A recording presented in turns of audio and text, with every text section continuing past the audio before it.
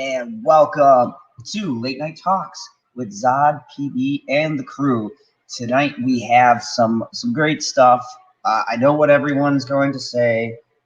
What's up with that D23 coverage? And I got to be honest with you guys. Personally, I really don't give a shit about this D23 thing. Everyone's all hyped about it. I'm not really going to get the Disney Plus service. I will cover some things that interest me as I see them, but I'm not going to go really crazy deep with it. I will address some stuff because I'm a Marvel fan and because I like some Star Wars stuff. So, LB's got a great video we might talk about, his awesome trailer reaction to The Mandalorian, and then I got some just standard articles. So, before we get started, LB, tell them about yourself and your great trailer reaction you just did. Hello, everybody. I am Sheriff LB. I'm here to talk about all the great things that General Zod instructs us all to talk about. I enjoyed watching the Mandalorian trailer. I will get more into detail about that momentarily. I am the ruler, the Messiah, the leader, the king, the ruler, everything, the general of Lonely Island, aka the Lonely Banter. That was an epic intro. You should keep that, man. That was fire right there. Pop culture PB's laughing his ass off right now. Oh, and of course, it is I, General Zod. I'm not gonna try to top that. That intro was too good. It stands on its own. So I'm gonna just get to our topics. But before we touch on that really quick, let me see who we got in the chat. We have PB, who's going to be running late. We got Stig, a Jedi, who is probably excited about the new Obi-Wan confirmed. And we got Generation Productions, welcome. We got the Senate, and Trey Courtney. Welcome, guys. Today, before I get into my topics, let's go over some stuff in D23, because that's going to be one thing everybody's going to ask about. So I'm going to get that shit out of the way now. And let's talk about the big thing that's been floating around, The Mandalorian.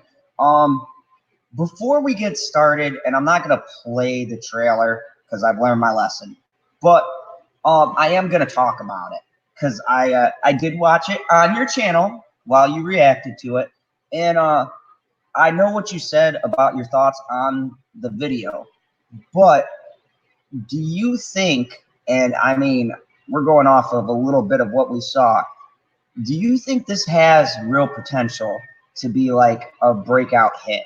Like this could be their flagship? Well, it's highly possible that this could definitely happen. From what I saw in the trailer, I thoroughly enjoyed it. It took me back to a dark place in my life, back when I was in these streets, doing things to people that is so regrettable and I do not want to discuss, because I don't think the statutes of limitations have ran out for those things.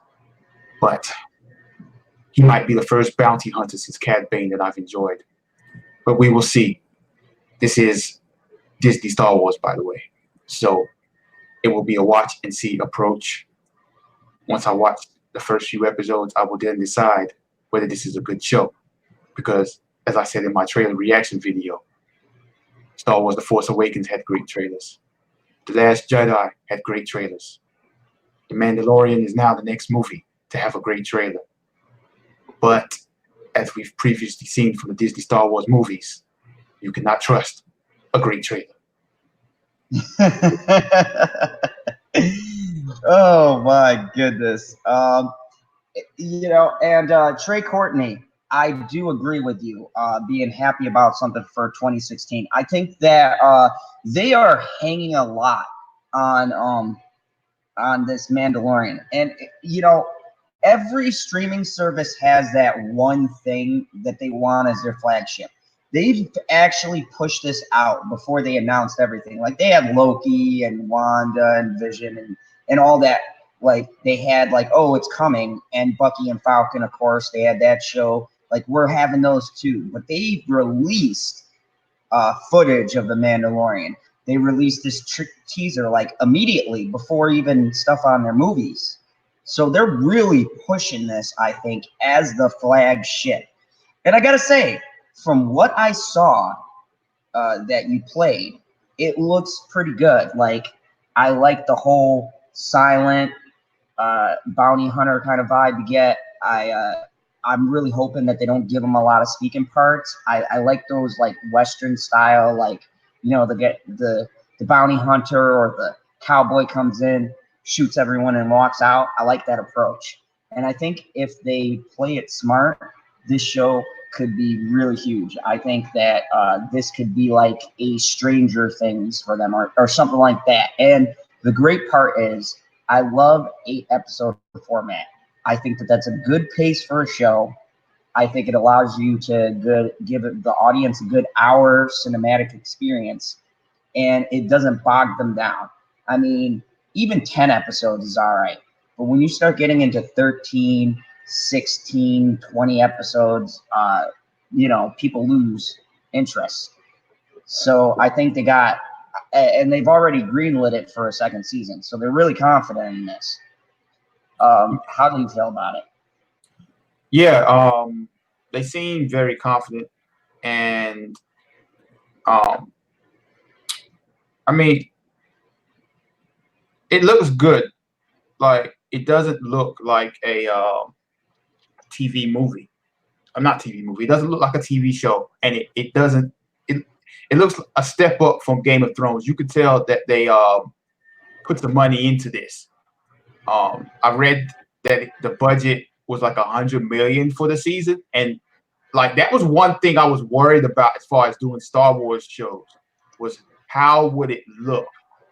Would it be some self-contained thing like, you know, kind of like Agents of S.H.I.E.L.D. did with some of the later seasons when they, you know, they was pushing the budget and the ratings were lower. They was basically in a lot of rooms a lot of the time.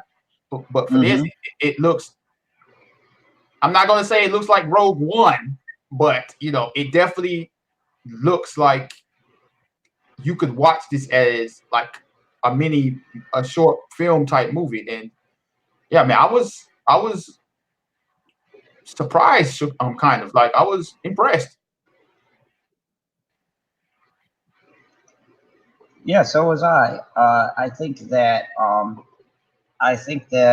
oops, didn't mean to highlight that.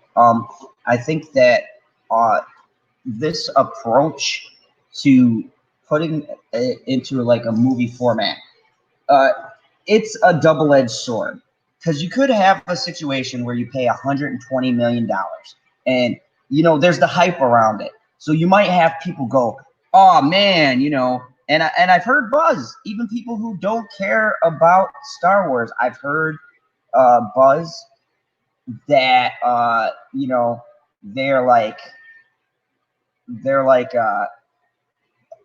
yeah, you know, this is going to be really hype. We're really excited about this. But at the same time, you don't know how many people are going to turn up. You don't know how well your streaming service is going to do. And streaming services aren't like regular television. You know, you're dependent a lot on people buying the subscription to fund your programming, and the viewing works a lot different than television. So when you dump 120 million into a streaming show, you better make sure the service hits. More importantly, that you're getting the views on the show too. So it's going to be a very interesting thing to see the return on that. I'm going to be curious to see what the views are going to be for the streaming service, how much revenue it's going to pull in. I mean, they've already greenlit it for 2 seasons without it coming on yet. So it's going to be interesting. And we got Tommy. Welcome, Tommy. Shellback, welcome. Good to have you here. Yeah, but it's gonna be very intriguing to see exactly what the show does. Yeah, absolutely, man. And, like I had no interest in it before that, and now I have an interest, which is crazy. Like I'm like, okay, I'm looking forward to that. Before I was only looking forward to Clone Wars, but now I'm like, okay, I want to see this. I want to see where it goes and what it does, but I'm still skeptical. I'm not gonna get all excited and warm and fuzzy, be like, yeah, this is gonna be the greatest show ever. No, you gotta show me something, Disney. I think the first episode is going to be very telling of the general direction and where they want to take the show. I think beyond that, they're going to need to set up long-term storylines. They're going to need to hook people on the interest of this character, and they're going to need to give the character an overarching quest that's going to take us multiple seasons. Now, the person making this is Favreau, right? John Favreau? I believe so. Oh, Snowdog, welcome. But I mean, they got some powerhouse people behind this. So I mean, I'm curious. They've piqued my interest, and to be honest with you, I have never. Since The Last Jedi, I've not been curious about anything coming out of the Star Wars universe. So we'll see what develops. That we will. So that was the Mandalorian. I also want to talk about the Clone Wars. It is looking good. They showed a couple of things from there too. The Clone Wars was the thing, my sole interest in what was coming out of Disney. I was very very interested in that. I really got left on a cliffhanger at that last season, so I'm very intrigued to see the new season and what Dave Filoni does. I have all the faith in the world in Dave. He's not let me down. A lot of EU people get pissy at him, but I don't care because I don't really follow the EU like that. So I like Filoni and his storytelling, and I think that the next Clone Wars is shaping up to be something pretty good. I like that it's focused around Ahsoka because she's my favorite female Jedi. And I'm looking forward to seeing her transition from where she was in Rebels to like the Clone Wars. I hope it bridges that gap. It kind of shows us what happened in between. So, how do you feel about how Clone Wars is shaping up? Well, I saw the Clone Wars trailer, and during celebration. So they do focus on what Ahsoka was doing while she was gone and how she's going to make her way back.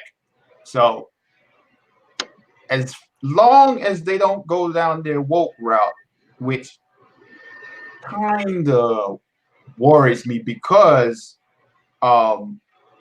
during the trailer she met up with two women. Now that's not a problem because she always worked with women on the series, but you know how Disney does, and Disney's never had the Clone Wars before, so that kind of concerns me.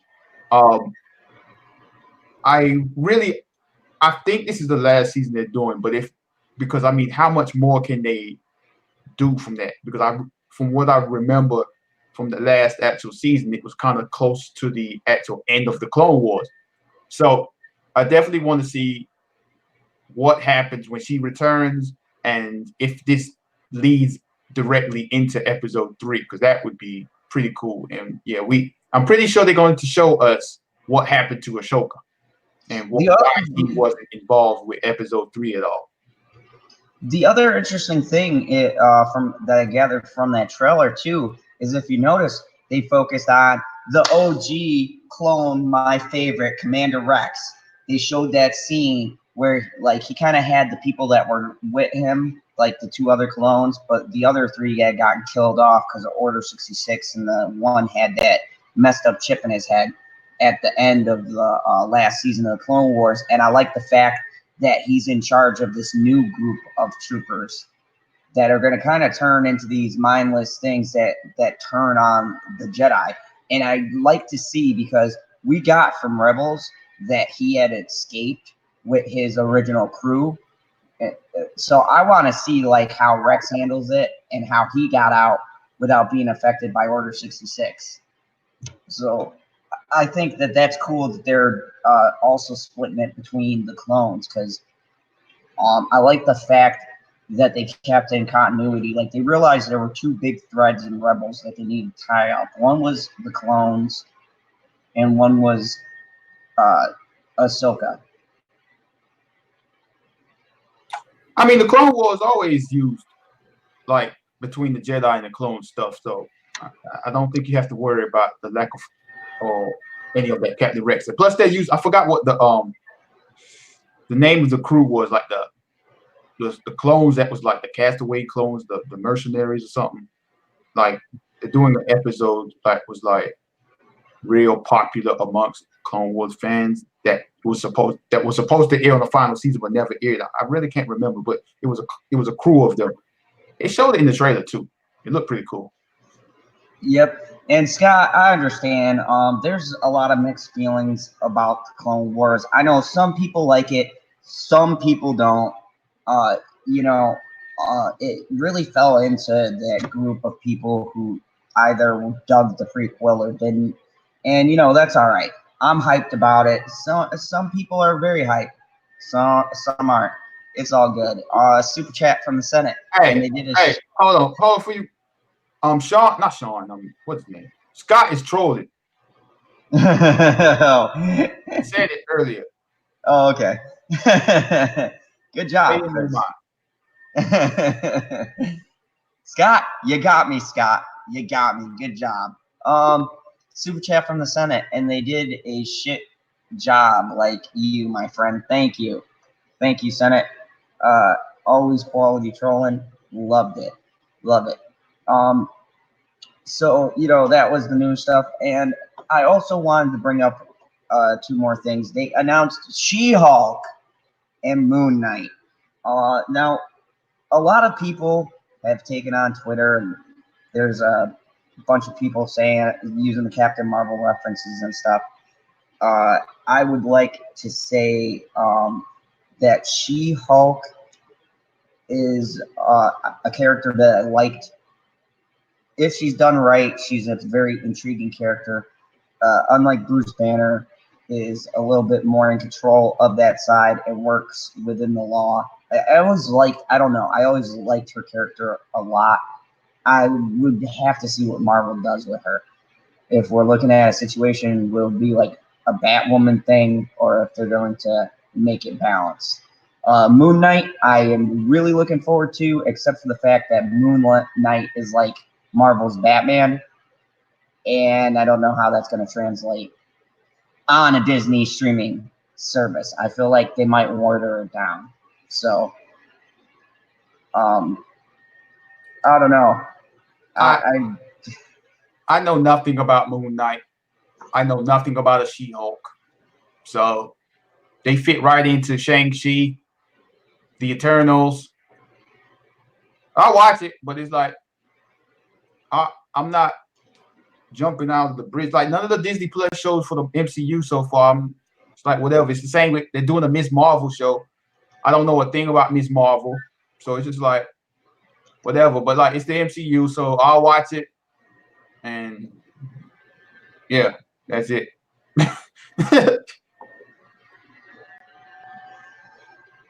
Yeah, Trey Courtney in the chat says Moon Knight, like Blade, needs to be rated R. I don't want them watered down. And I agree with you, Trey Courtney. I remember the comics, they were very violent. I don't think that Marvel is going to bring that grittiness to the character. I would say if you had a situation like Netflix where they were outsourcing it, sure. But when you have Disney and it's going to be Disney Plus, I don't see them being really edgy. But then again, we don't know. Maybe they might section off their content and have a more adult-like feel. I mean, The Mandalorian was looking like he's going to be actually killing people, unlike the Star Wars movies. I mean, blasting people. Well, who knows? They might take it to a hard PG-13. I mean, yeah, I mean, like as far as that, I mean, people just act like Disney's the straight G-rated and stuff. Like they said they're not going to rate it all. It's going to be like Disney Plus is going to be family friendly, but I highly doubt they're going to be like, hey, let's not fight, let's hug each other. You know what I'm saying? Like, yeah, you know, and the thing with they have like Runaways and whatnot. They put it on Hulu. I would like to see them put some of these shows on Hulu where they could do more, because the Runaways is wild, and they can get away with it because Hulu is not Disney, although I call it Disney Plus Plus because they got them. But you know, they do outsource a lot of that, so I like to see some characters go over there.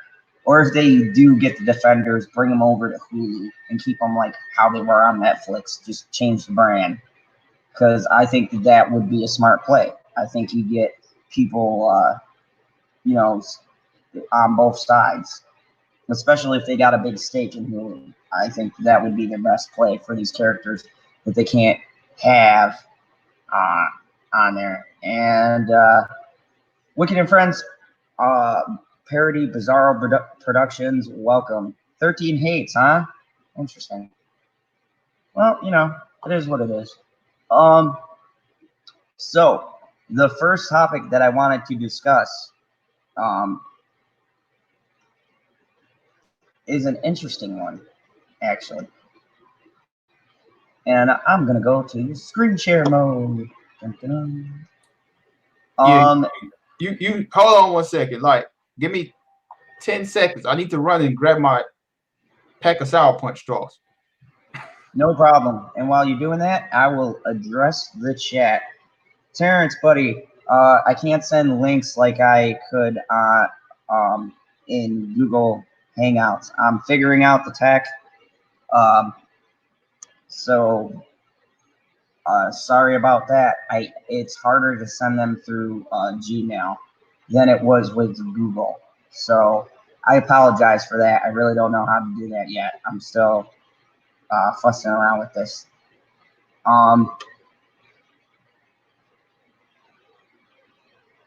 Let me see. Let's see what we got going on in the chat. Okay. I have returned. So, I got this from Gizmodo, and they said everything. Right. Before we begin this, you need to know this is Disneyland. It's not going to be at Disney World in Orlando, Florida. Oh, so this is coming to Disneyland. That's correct. Okay, cool. Everything we just learned about Avengers Campus, Disney's new Marvel Land. So this looks pretty cool, I gotta say. Looks a lot more interesting than Galaxy's Edge. So first, Cars got a land. Then Avatar got a planet. Pixar got a pier. Star Wars got a world. And now it's Marvel's turn. For years, we've known Disney was planning on adding a Marvel section to their Disney California Adventure theme park. And on Thursday night at the D23 Expo, we finally learned more about it. It's called Avengers Campus, and it is only the beginning. Now, I just want to highlight this picture. I gotta say, unlike Galaxy's Edge, this looks freaking awesome. Like, I'm just gonna zoom in here. You got that looks like one of those coin jets, like on the side there. I don't know what this big building is supposed to be right here, but it looks pretty neat. I'm guessing that's Stark Tower. So I mean, it looks pretty cool. It does, and like I'm low key hating right now because we won't get that at Disney World. So it's not coming to Disney World at all? Nope, because we have Universal Studios and they have a contract with Marvel. So all the Marvel stuff is at Universal Studios. Oh wow. Yep. So lucky for the people who frequent Disneyland, this could be where the Galaxy's Edge is kind of hit a little bit of a bump. This could be the big boost to that park. The idea behind Avengers Campus is the Avengers have set up places all over the world to recruit special people to join their ranks. Special people like everyone who visits a Disney park. The theming will tie together other Disney-themed parks all over the world that already have Marvel rides, such as Paris and Hong Kong. Here's the world map to explain. That is awesome. Yeah, man, it look good, man. It does. That looks a lot cleaner than the Galaxy's Edge stuff they rolled out. They must have been working on this for a while. There are tons of cool Easter eggs in that map, such as the Exandrian Outpost in Orlando. That's the Guardians of the Galaxy coaster coming to Epcot, and the new construction on Avengers headquarters, presumably after the events of Endgame. One of the questions though in the WEB workshop, what's that? Well, we think, though it is not Hey, confirmed. Zod, hold on one sec. Hey, yes, y'all in the chat, we see it.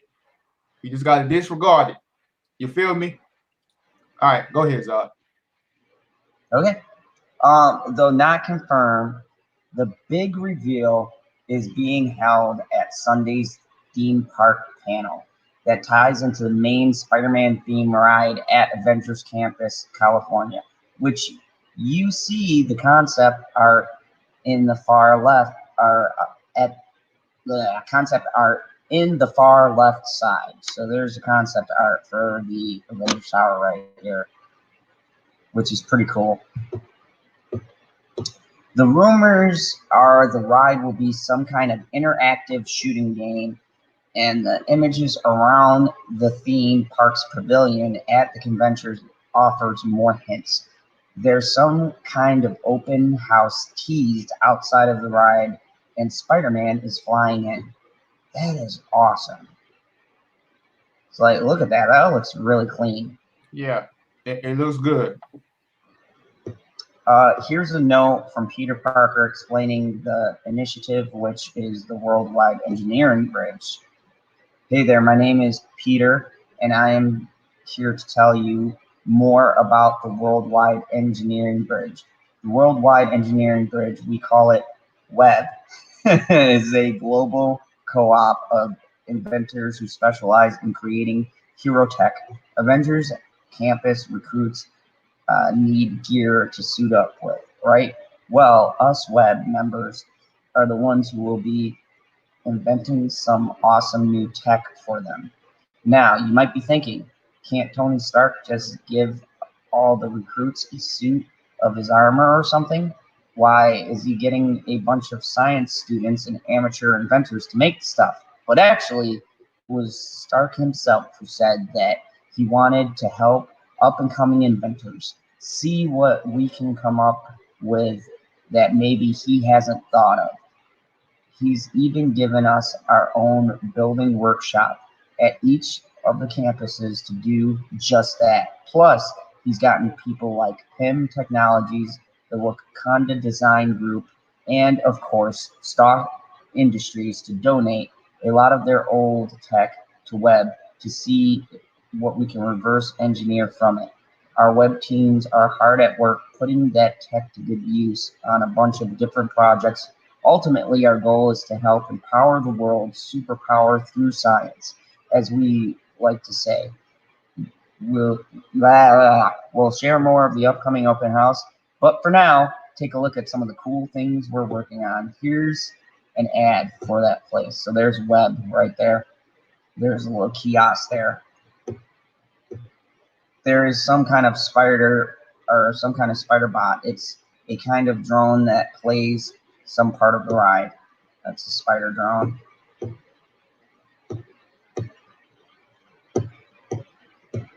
And there's some kind of Pimtech space at Avengers Campus. Here's a note Hope Van Dyne wrote about it. I'm not going to read the whole note, but there it is. And maybe Pym and Spider-Man have some connection. It looks like Spider-Bot has something to do with Pym. So there's the Spider-Bot and the interface. The interface is to Pym.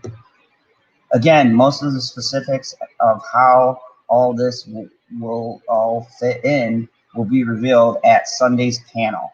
But we do know how in story the Avengers travel from campus to campus. There's the jet. That's a model of a brand new Quinjet special to the Avengers Campus. You can see it in the concept art too. We'll assume there will be some huge replica built there like the Millennium Falcon and Galaxy's Edge. All of this expands on the first Marvel ride that went into California Adventure Guardians of the Galaxy Mission Breakout, which occupies its own unique multiverse of the Marvel Cinematic Universe. And the collector who runs an establishment has a letter explaining how he fits into the whole thing. So that's from the collector. So yeah, Disney has big plans for Marvel and their theme parks, not just in California, but all over the world. It's almost like a global Avengers initiative. There's Global Avengers Initiative. Avengers Campus opens in California 2020, and we'll have much more Sunday after the parks panel. So I will be interested in covering that. What do you think of all that? Hello there, Proper Jeremy.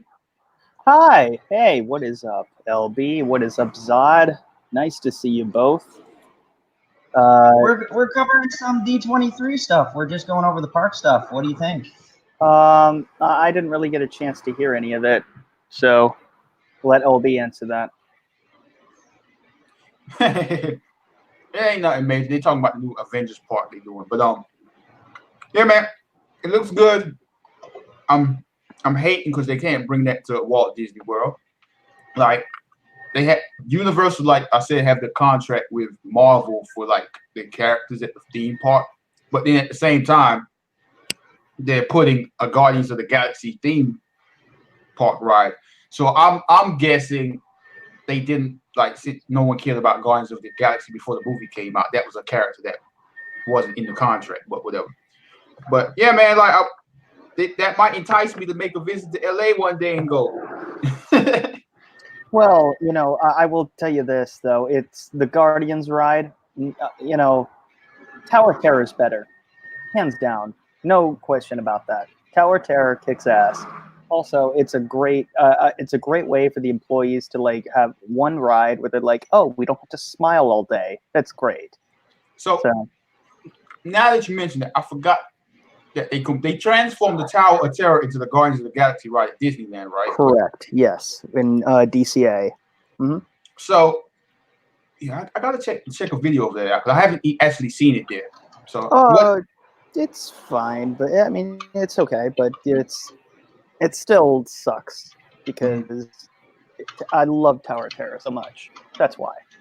Yeah, the one they're building at Epcot here is something completely new. Well, that's good. I don't know when it comes. I think it comes out next year or 2021. But yeah, I'm looking forward to that. But man, I really wish we could have this Avengers base at Disney World. Man. I was showing some pictures. It looks a lot cleaner than Galaxy's Edge. I was saying how even the layout looks a lot better. It feels like the Avengers. Like, here's the problem with Galaxy's Edge that I think everyone has. Besides the Millennium Falcon, and from what I've seen from when we were doing Michael K videos and things, it doesn't have a very Star Wars vibe to it. It feels very gimmicky. Like, you know, you just go in there to buy stuff and things like that. This, to me, when I looked at it, that felt like if I was to step on that park, I would part of the Avengers initiative. I mean, the fact that they're hooking it up to different parks in different countries, I mean, it makes it feel like a global, worldwide thing, like interactive. That's what a park should be. Now, with that said, I don't want to be the negative Nancy guy, but that's what I do. Or negative Nelly, you know. Yeah. When they announced Star Wars Land, which was the original name of Star Wars Galaxy's Edge, it very much looked like some Star Wars stuff. And that, like, they looked like the same pictures that you just showed for the Avengers thing. So concept images can make big time changes from now until when they actually build the park. So that Avengers thing could make a whole new turn. But the difference between Marvel people and Lucasfilm people is not Lucasfilm. Yeah, well, Lucasfilm is that Marvel has the right people in place, and they're very protective of their image. It's apparent that Lucasfilm people just want to do whatever they do. Well, that's what it appears for now. Yeah, we're gonna have to wait and see with Phase 4.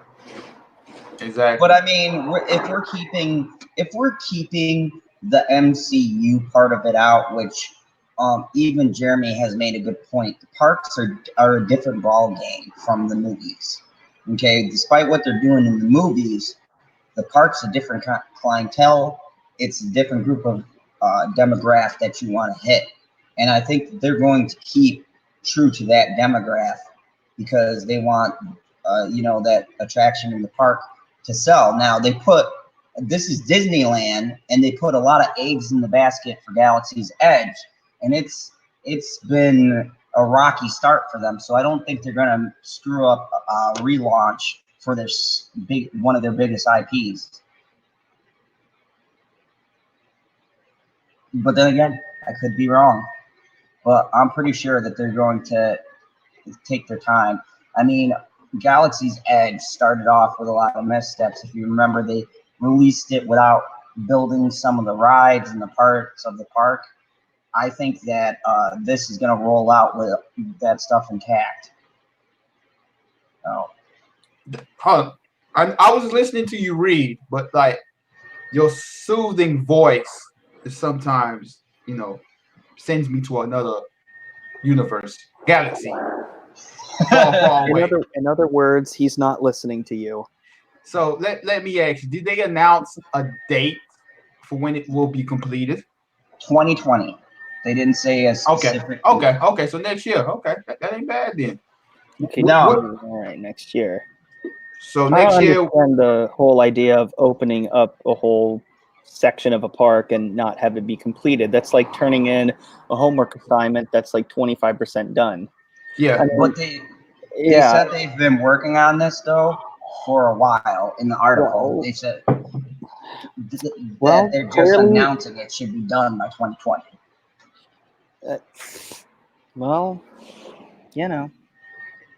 Because we don't know how many years they've had this in the works. According to the article, they had been building on this for a while now, but they're just starting to unveil it now for D23. I don't know. All I know is that when Cedar Point has a new ride, they don't have the ride half complete and then let riders ride it. Hello there, Terrence. Hey, what's going on? Hey, how you doing? Proper Jeremy, LB, Zod. So, doing good. How are you? I'm okay. Yep. All right then. So, how did you crack the code? Because I can figure out how to do the email thing. Oh, I reached out to PB and he hooked me up. Yeah, I still haven't figured out how the StreamYard works. It's very simple. You send somebody a link and they join. He doesn't have a Twitter. No, I don't. You don't have a Twitter. Okay, well. So doing it through the email is. Through the email. Yeah, it's a lot harder from my hub. Okay. Hey, no worries. I'm always able to make it in. So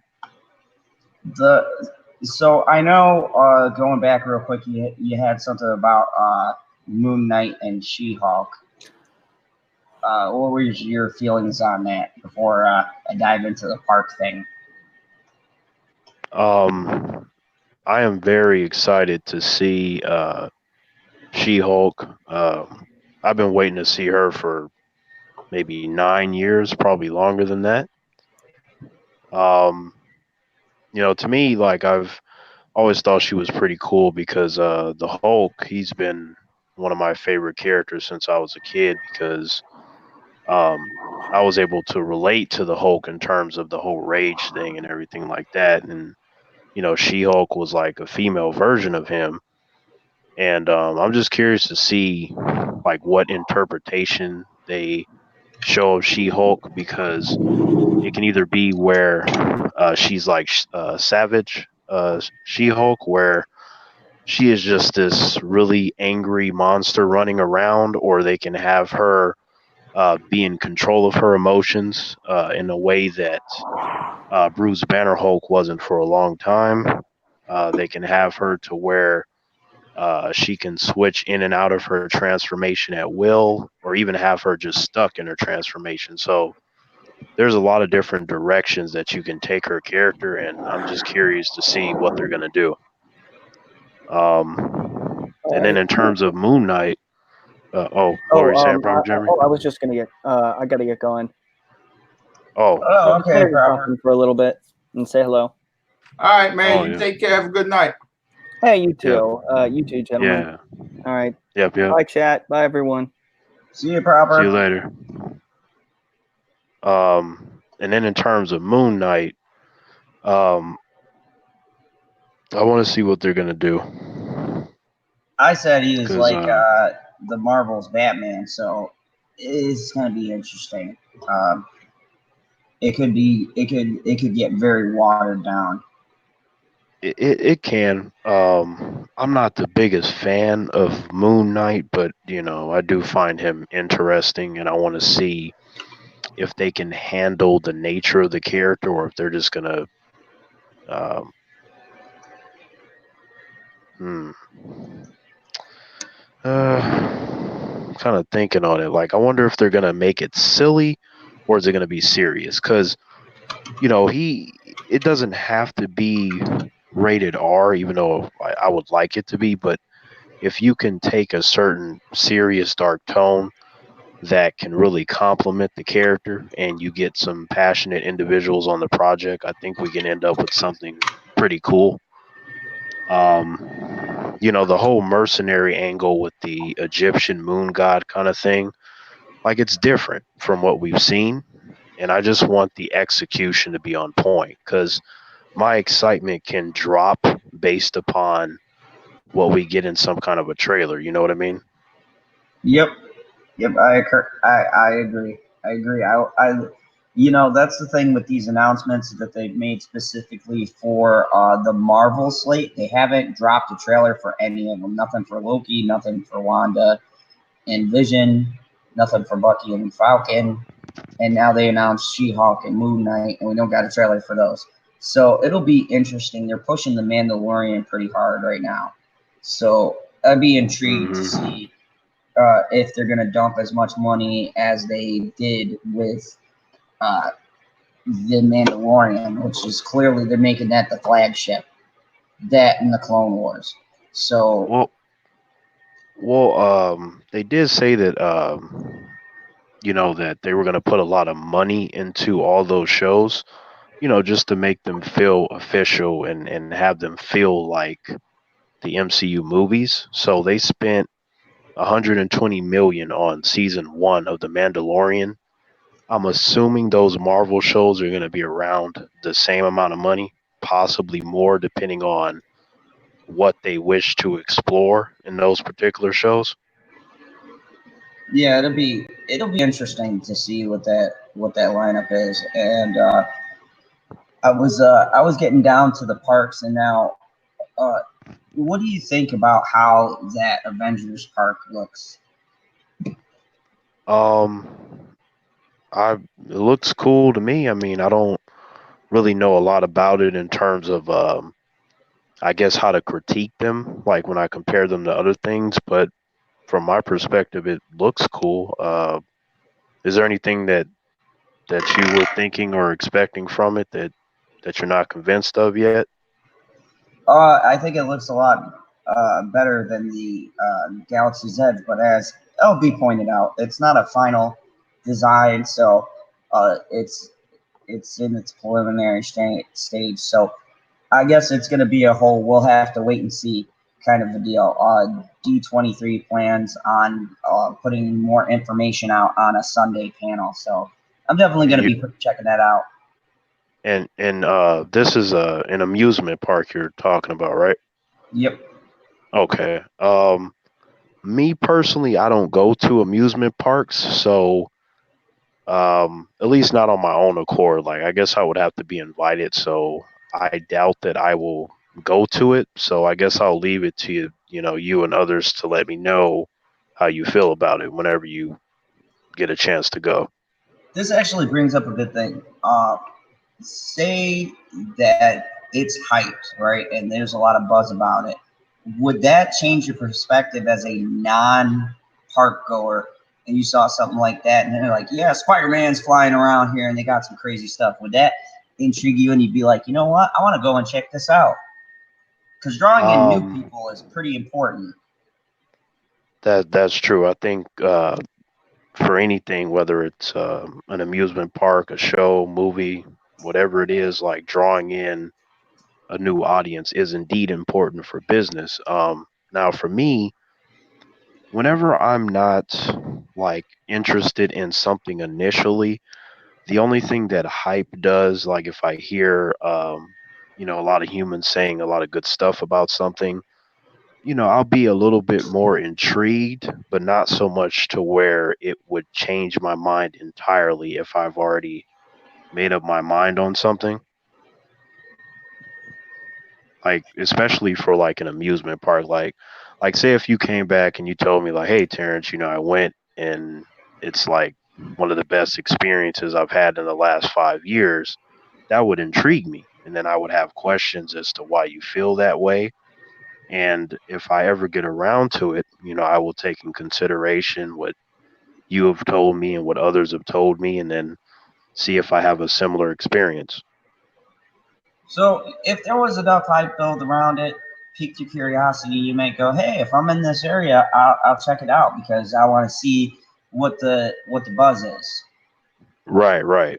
Yeah, that's pretty much where I sit because with anything I like to form my own opinions. I do take things in consideration, but with the way I think, it's one of those things where it may not measure up to what everyone else thinks and feels. So I just kind of have to go, you know what? I got to see for myself because everybody else can like it and I may end up not liking it. So yeah, Trey Courtney says Six Flags needs to do DC Land.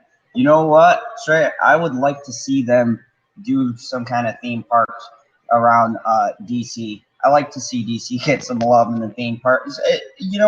LB, does DC have any themed parks? It's been ages since I've gone to an amusement park. If I haven't been to Six Flags in yeah, I haven't been to Six Flags since I was in high school, which was 03. But when I went, they had like DC themed stuff, like they had Batman rides and stuff like that. I wouldn't necessarily say they have a full park dedicated to DC, but like I said, that was 16 years ago. So who knows if it has changed. Yeah, that's interesting. Well, I mean, based off of like I have a lot of friends and a lot of them do stuff that I personally don't do or don't care about, and amusement parks is one of them. And I've never heard any of them tell me that they have been to any specific spot to where it's dedicated to DC. Like at best, maybe a ride or two, like how LB said. but not so much an entire theme park around DC material. Which Trey Courtney brings up a good point. If they have the rides, maybe a good play. And I don't know exactly. That's one place I've been dying to get to is Six Flags. But you know, with Marvel doing the Universal Studio thing and now going into Disneyland, you know, maybe DC might want to throw their hat into the theme park arena. If they were to do something centered around DC, you know, that might pique my interest in terms of, you know, maybe wanting to go in a way that I wouldn't really care for other amusement park establishments. Yeah, man. Could you picture them putting in something like a Batman themed area where you gotta like pick up clues and be like a detective, and then it leads to something at the end, you know, and you can collect stuff and get prizes based on your detective skills. How cool would that be? That'd be awesome. You talking about like how they have the Wizard World for like Harry Potter? Yeah, something like that, but themed around Batman and his character. I mean, there's so much you can do with that. I mean, and I think it would be a lot better. I think if you took the concept that Galaxy's Edge tried to do, but then you center it around a character like Batman where it makes sense, I think that would be like a fun thing for people to do when they go there. And Trey Courtney brings up the point, like do a Gotham exhibit or a Kryptonian section. I'd be down for the Kryptonian section. That's, I was just about to say that. Like, you have this huge area that's Gotham City or like Krypton. The only thing is, like, when you're doing something centered around Gotham City, it's easier to do more so than Krypton because Krypton has different sections and cities. So I guess they would have to figure out how much of Krypton they wish to cover in said exhibit and then just kind of go from there. They definitely need a statue of General Zod. I'm just saying. Oh yeah. You know, that's definitely something that they can do. Um, and then they can also, you know, have the House of L be a prominent thing. Oh yeah, Like yeah. the Have like L's and the Zods, yeah. lineage. Right. Yeah, the L's and Zods would have to be a huge thing because that's just really how the source material is anyway. And then, like I'm saying, like it just really depends on what they want to focus on and how deep they want to go. I mean, it's just that's very interesting. So there you go. Six Flags, if you're listening, get on that. You can compete. I'm just saying. Anyways, the next topic that I wanted to discuss, because you know we've been covering the whole Spider-Man thing and the Sony thing, and I found an interesting article on Yahoo, and it has Robert Downey Jr. and Tom Holland as they reunited on a hike during the reports of Spider-Man leaving Marvel. So I like to point out first that it's pretty cool and feeling like pretty final the way that I know that Tom Holland and Robert Downey Jr. worked close on the film. So I wanted to read this, and they said that Robert Downey Jr. and Tom Holland reunite on a hike amid reports of Spider-Man leaving the MCU. Spider-Man actor Tom Holland and former Iron Man star Robert Downey Jr. reunite for a hike recently, with Holland posting a series of pictures from their time together on Instagram. These silly selfies show Holland 23 and Downey 54 making faces for the camera, ending with a "We did it, Mr. Stark," Holland captured in the post. Hold up, bruh. Yes. We really about to do a story about two men posting selfies and hanging out with each other? No, this ties into the article. Okay, just making sure. No, I'm just giving some perspective, showing the bond between Holland and Downey, you know, trying to build some intrigue. The reunion is even sweeter given how heartbroken Holland's Peter Parker was in Spider-Man Far From Home, which he showed how Peter and the rest of the world is coping with Downey Jr.'s at Tony Stark after Avengers Endgame. The pictures come just days after the report that Sony Pictures and Marvel Studios president Kevin Feige were unable to agree on terms that would allow Spider-Man to continue to appear in the Marvel Cinematic Universe. In a statement, Sony Pictures said, "Kevin is terrific and we are grateful for his help and guidance and appreciate the path he has helped put us on, which we will continue." If that's indeed the case, and Holland's version of Peter Parker is sidelined, some fans were hoping Spidey could team up with fellow Marvel outcast Deadpool, who has yet to break into the MCU. Unfortunately, actor Ryan Reynolds jokingly shot down the possibility on Twitter. "Can we get Spider-Man in the Deadpool movie now?" a fan tweeted at both Reynolds and Holland. While Holland has yet to weigh in on the reports, Reynolds responded to the fan, "You can, but you can only see it in my heart." So I thought that was interesting. I guess they haven't, really reunited till after Endgame, and so everyone hoping to see Spider-Man and Deadpool in a movie. That's not gonna ever happen, apparently.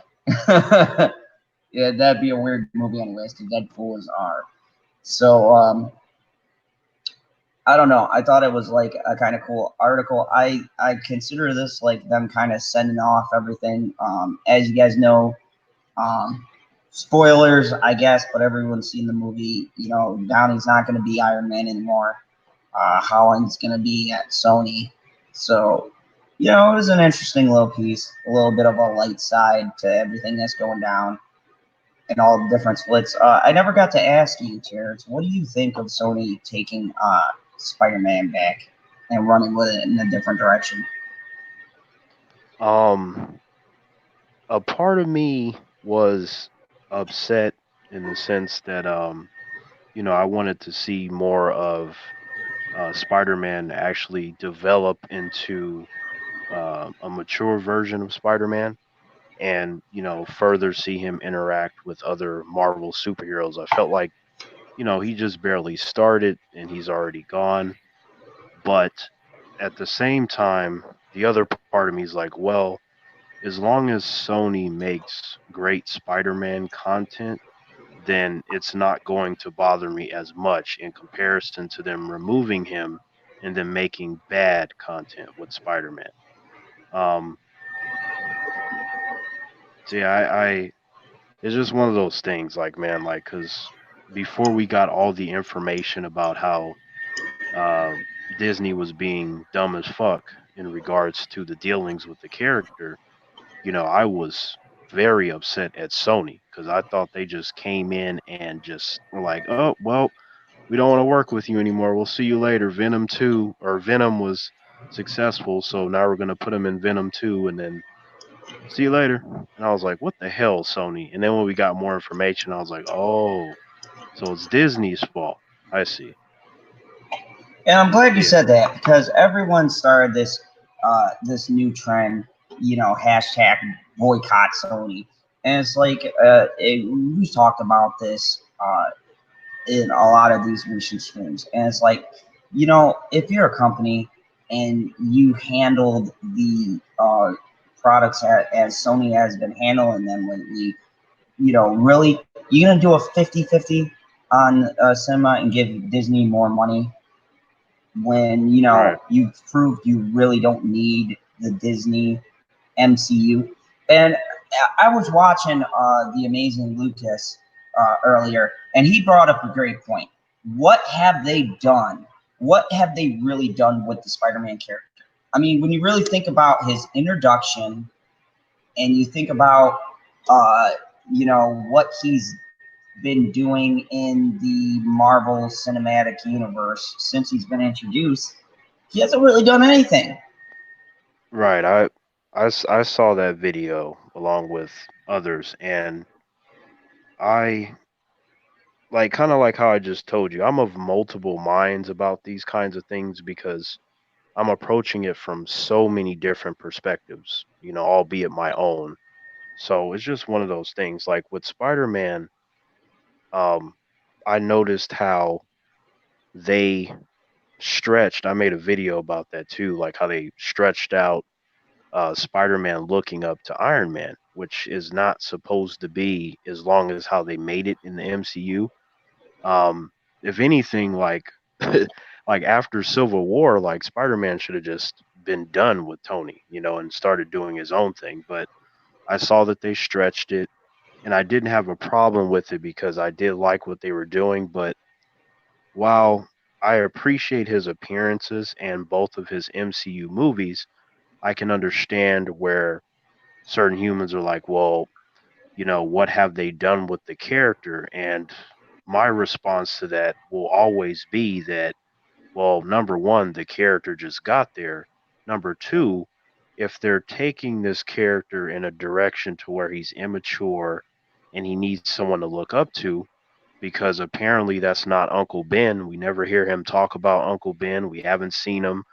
Like, Tony is almost like a replacement. So it's like, if you change stuff like that, the character takes time to develop before you get to the whole, well, Spider-Man is going to do something that's extremely important instead of just him being around like another character. It's like, oh, we're happy to see Spider-Man, but did he really do something important? Like if you were to remove him, would it make any difference in the overall scheme of success in terms of accomplishments with the characters?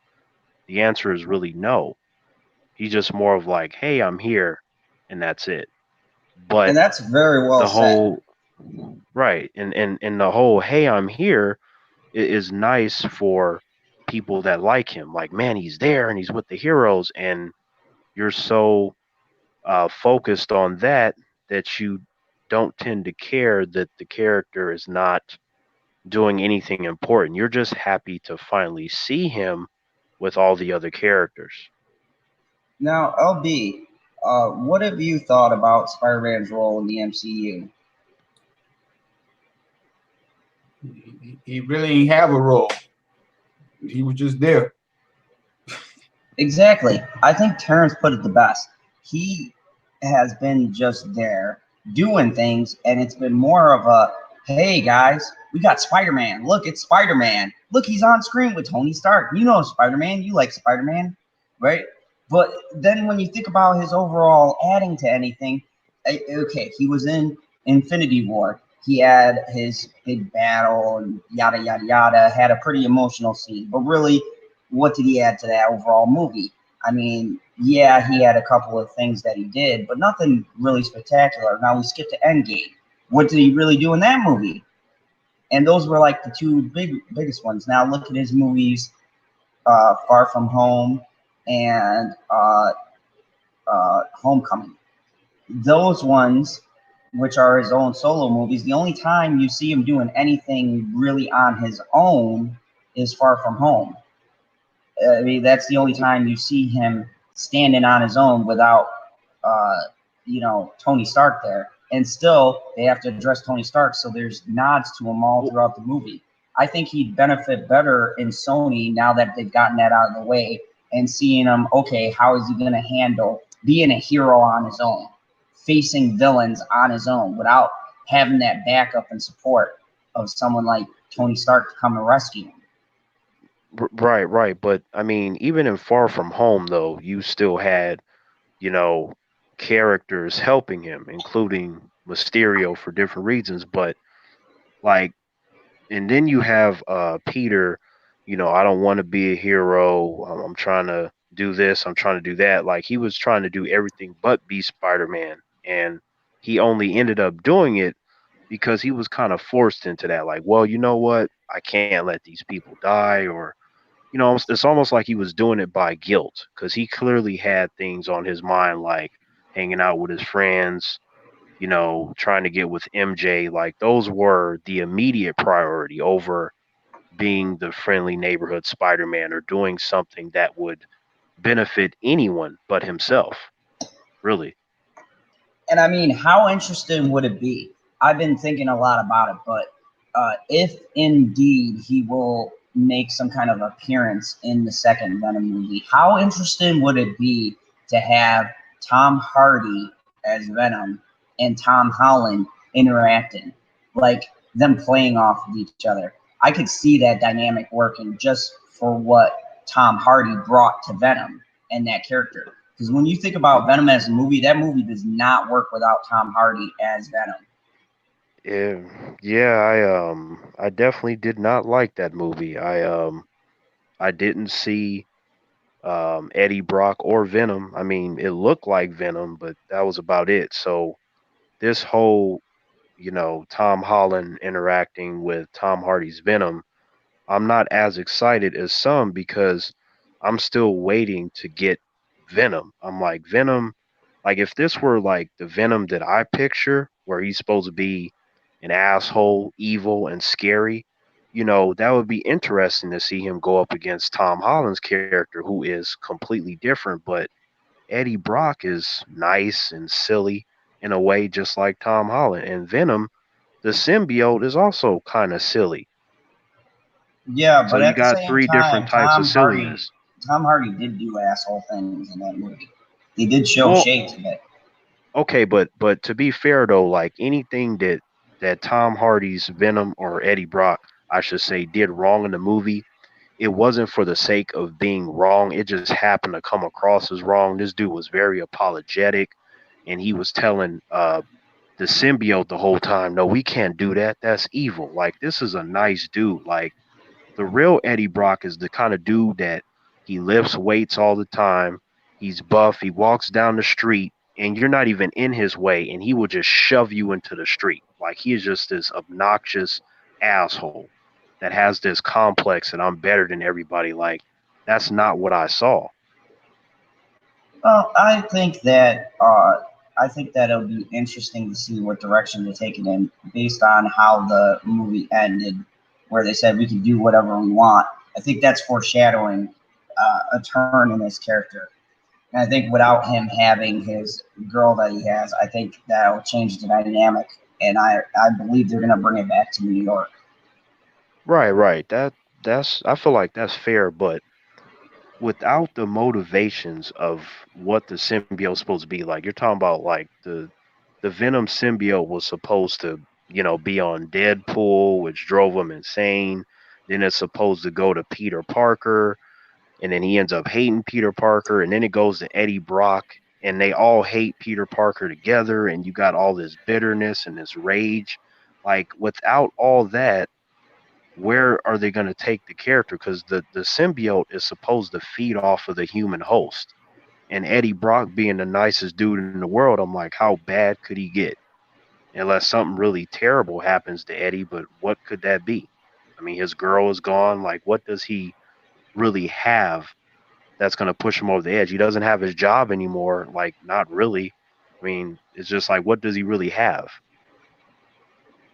That would be interesting to see. LB, what did you think of the Venom movie?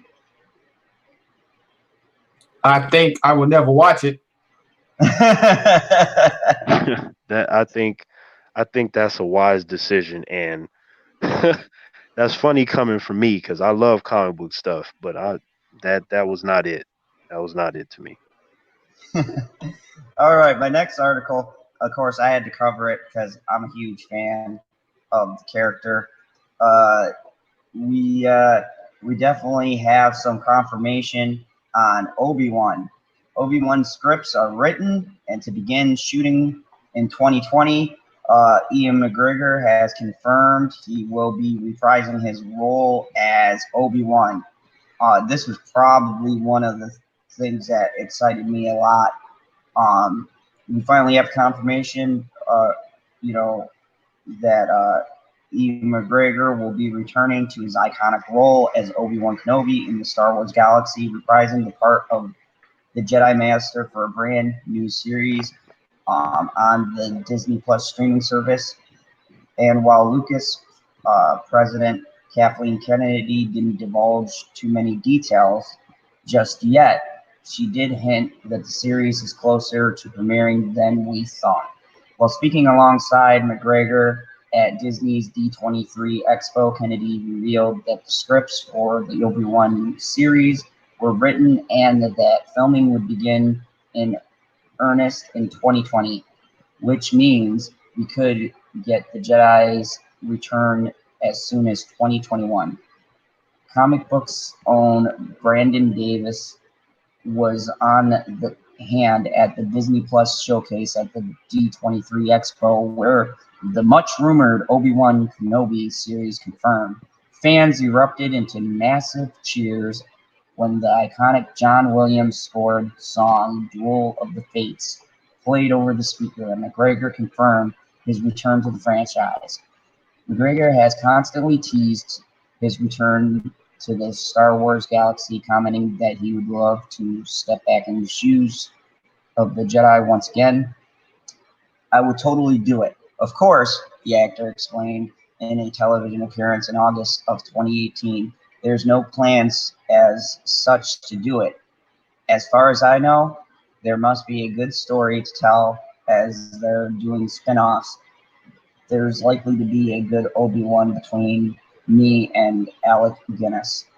Fans might be clamoring for a brand new Obi-Wan movie instead of a show, but Disney boss Bob Iger explained that they weren't going to develop any big budget films for the streaming service. Almost every movie the studio makes is a $100 million plus movie, and we're not looking to make movies at that level for the service." Disney Bob Iger earlier this year. "We're looking to invest significantly in television series on a per episode business, and we're looking to make movies that are higher budget, but nothing like that. We wouldn't make a Star Wars movie on this platform," Iger continued. "When everybody goes out on the weekend and you have a movie that opens up to 200 million, there's a buzz that creates that enhances value. We like that. And eventually the movies we're making are going to end up on the service. Expect to hear much more about Obi-Wan Kenobi's return to the galaxy far, far away in the near future." So that's very interesting that they're saying they don't want to put like high budgeted movies on their streaming service. LB, do you think this is a smart decision, them steering away from making big movies and going more towards shows? I wouldn't say they're steering away from making big movies. It's just, like, say for movies, for example, Dumbo, or like original movies that Disney makes that flops a lot because they make the budgets too high. They'll probably do those type of movies and put them on Disney Plus. But like the big movies, like he said, Star Wars is going to make what, at least 150 million opening weekend. There's no reason to make those movies directly for Disney Plus because that's not smart business. So I mean, I don't have a problem with them doing it. If they can make, which it doesn't look like they're doing right now, if they can make more original movies like that's fit for Disney Plus, then you know that might be a compromise to them constantly remaking all of their movies and putting them out in the movie theaters. So I ain't mad at it. Yeah, and you know, I was never aboard for a solo Obi-Wan Kenobi movie. I really didn't think that there was a need to make a big budgeted thing, and well, we all saw what Solo did. I mean, granted, Han Solo was probably not as enticing of a character as, say, Obi-Wan Kenobi is, but I think it serves better if you're going to tell a long-running story and fill in gaps of what Obi-Wan was doing. I think it would be a better format to have adventures on a television basis as opposed to making a giant movie and trying to cram all of Obi's experience in like 2 hours. I agree fully. It's like I say with a lot of stuff. Just because you like a character in a movie, it don't mean they need a movie. You know what I'm saying?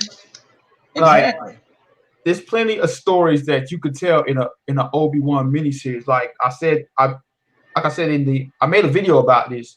the actual confirmation. And I talked about they could talk about the relationship between him and Duchess Satine from the Clone Wars, because like they had like a real close relationship, and it was like things they talked about throughout the series that you could explore. Like you can explore, how did they get together? What do they do when, you know, Obi-Wan's with her on missions, you know, stuff like that. If they go the route of Obi-Wan is protecting Tatooine and fighting smugglers and stuff like that, then I'm out. Yeah, it's gonna have to be something. I'd say it would have to be a situation where you're going back and you're explaining some things in Clone Wars, maybe for like a season or two, and you know, like you said, bringing in Duchess would be great because you can fill in. They talk about a lot of missions they have, but they never show you what those missions were. And it'd be interesting to go back and have the show, even if you do it in flashbacks, and have him meet up with her later or something. And you can also explain what happened to her and her people that the Clone Wars don't really touch into. There's all that untapped resource there. And you can even have it go and end with him finally ending up guarding Luke, and maybe see like a little thing where they end the show as him as Old Man Kenobi. That would be intriguing. And you can even have it, you know, you can have some run-ins with Darth Maul and everything. I mean, Darth Maul died in Rebels, but that was when Obi-Wan was older. So you can still have him come across these other characters that we've seen, and you can have him even after Order 66. He didn't go to Tatooine right away. So, I mean, you can see what he was doing. Maybe he was trying to gather Jedi. Maybe he was trying to find Jedi that didn't get the message. And, you know, maybe he had adventures with other Jedi. Maybe he ran into Ahsoka. We don't know. There's a lot of lore that's not filled in there. And if they go that route, it would be interesting as hell. And I think you would get a good enough base to want to see that. Yeah, I agree. I mean, these people out here talking about they wanted an Obi-Wan movie, like for what, man? Like, let's keep it all the way real. Like Obi-Wan was a side character, man. Like, yeah, a 2-hour movie would be too much, and plus you run into the situation which I've always hated, where they're condensing things down. You would have a situation where you can only do so much, even if you make a movie 2.5 hours, and where you'd have to condense that. Terrence, what do you think about an Obi-Wan movie versus a show? I pretty much agree with what you guys are saying in terms of how you can explore things further in the show. But there is a certain kind of, I guess, quality, if you will, or attention to detail that you tend to get in movies that you don't in most shows. But I guess it just depends, because for me, I mean, I'm not the biggest fan of the Obi-Wan character, but I'm interested to see what they're gonna do. But as far as I'm concerned, you make a show, I'm gonna watch it. You make a movie, I'm gonna watch it. I think that there are benefits to both sides. It just depends on, you know, what you want to see and what they decide to explore. I feel like what they decide to explore really makes all the difference in terms of, you know, which medium would be best for the character. Yeah, that's a very good point. So if you're gonna make a long-running show, you better make sure you got a lot of good material you're gonna put in there. You know, it's gonna be very interesting. Tommy says, unless JJ or Ryan Johnson or Michael Bay are directing. Yeah, very true. You got to also pick which candidate you're going to go with. That's the thing, LB, to play on the other side. That's the thing that worries me, is what side of the lore they pick when they do these things. You know, are they picking from the broken universe, or are they picking from the old stuff? I mean, if you're going to have Ewan McGregor reprising his role, and I mean, I've seen Ewan McGregor on only one other television show, and that was Fargo. And Fargo's pretty high quality for as far as television shows. They've had Billy Bob Thornton. I mean, it's a show that gets actors. So I mean, Ewan McGregor's you know, he ain't an A-lister, but he's not a D-lister either. He's he's an actor. So something in the scripts had to have enticed him to come back, because he said he only reprised the role if the script was interesting enough.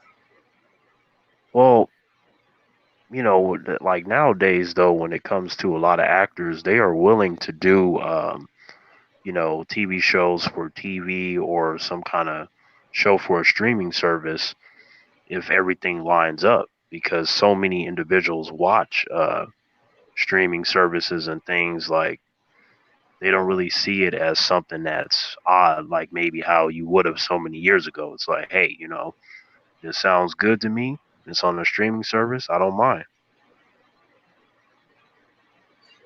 And I do agree with Tommy about the EU thing. It's been a never-ending battle between EU. I've said, hey, there's good stuff from both sides.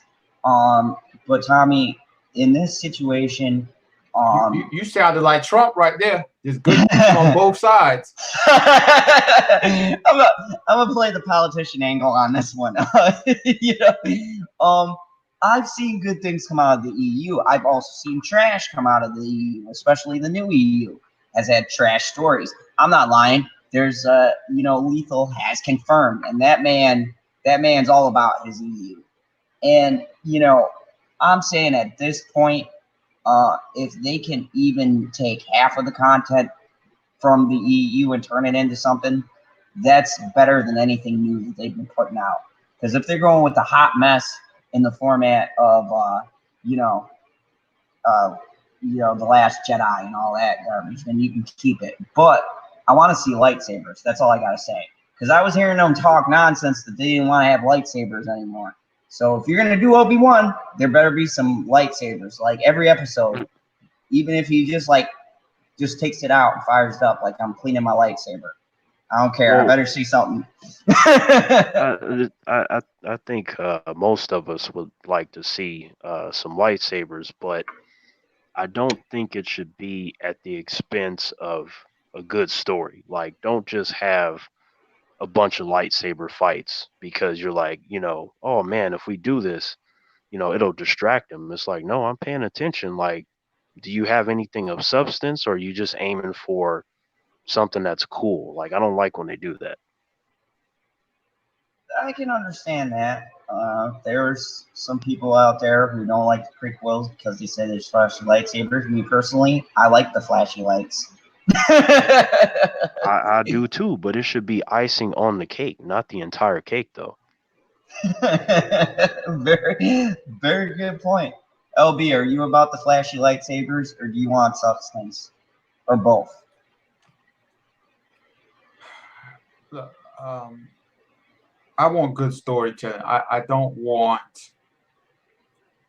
I mean, we live in a society where everything's just so fast and everything. If you don't get in explosions and fights and actions, people call things boring. So that's one thing that might worry me, is they'll just try to go to all lightsaber fight everything because people don't know how to have patience. Okay. So yeah, it sounds like me and LB are on similar pages there. Oh yeah. I think so. We're wanting a little bit of story, a little bit of lights. Me, I get sometimes, especially with my Star Wars, I'm like, ooh, shiny lightsabers, yay! But I do follow the lore. I would like them to explore the story too.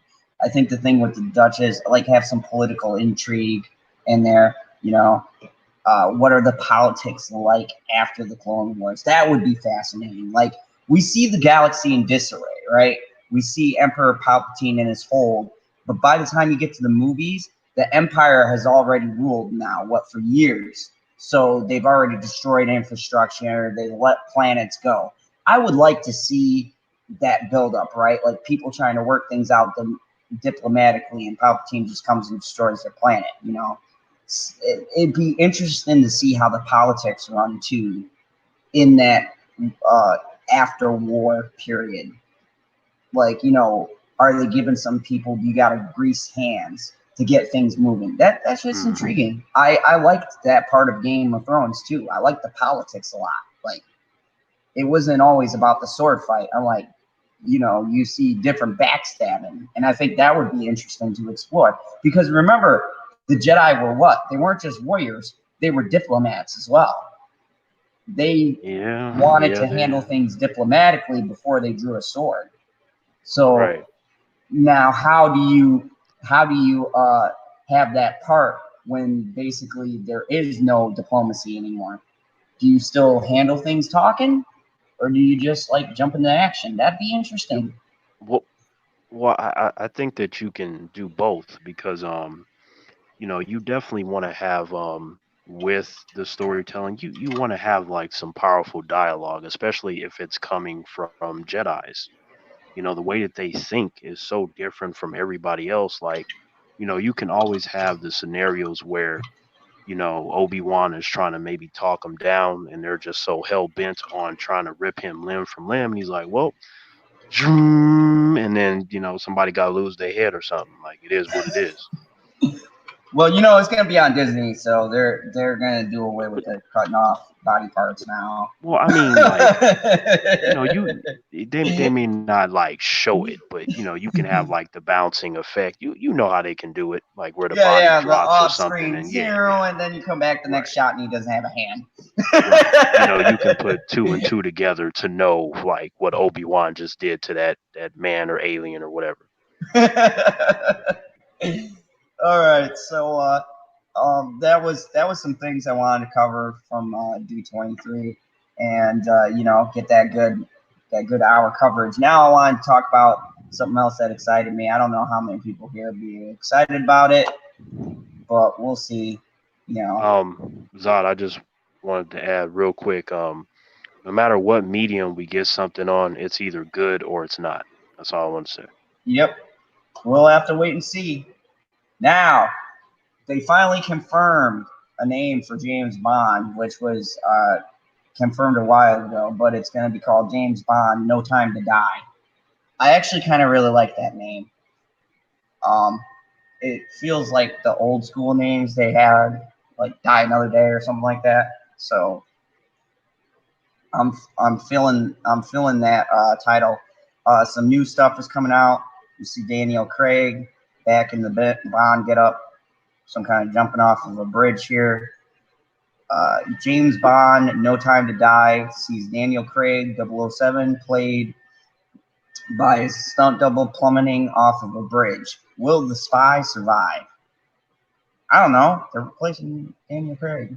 So the 51-year-old James Bond star is currently shooting his 5th and final 007 movie, revealed as No Time to Die earlier this week. Fans have been speculating over whether Daniel Craig's M16 spy will survive the movie or not.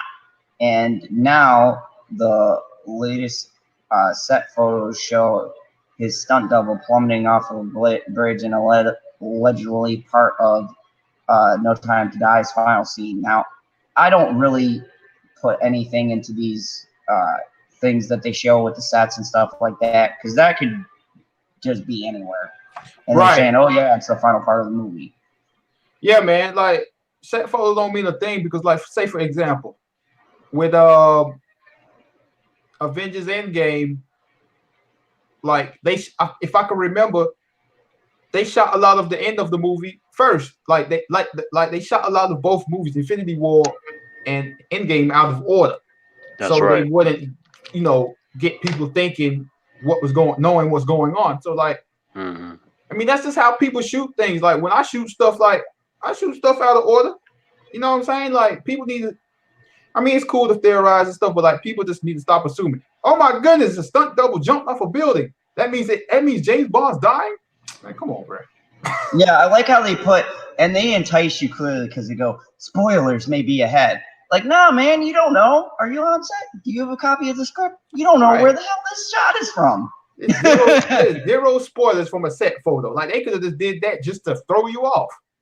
That's why when I read these, I go, you know, they go potential spoilers, but it's like, yeah, maybe. The snaps show Craig's stunt double wearing a cream suit and harness as he jumps off of a 150-foot tall bridge at Giovanna in Prague, Italy, or Pegla. I might be butchering that. I don't know. It's 3 in the morning.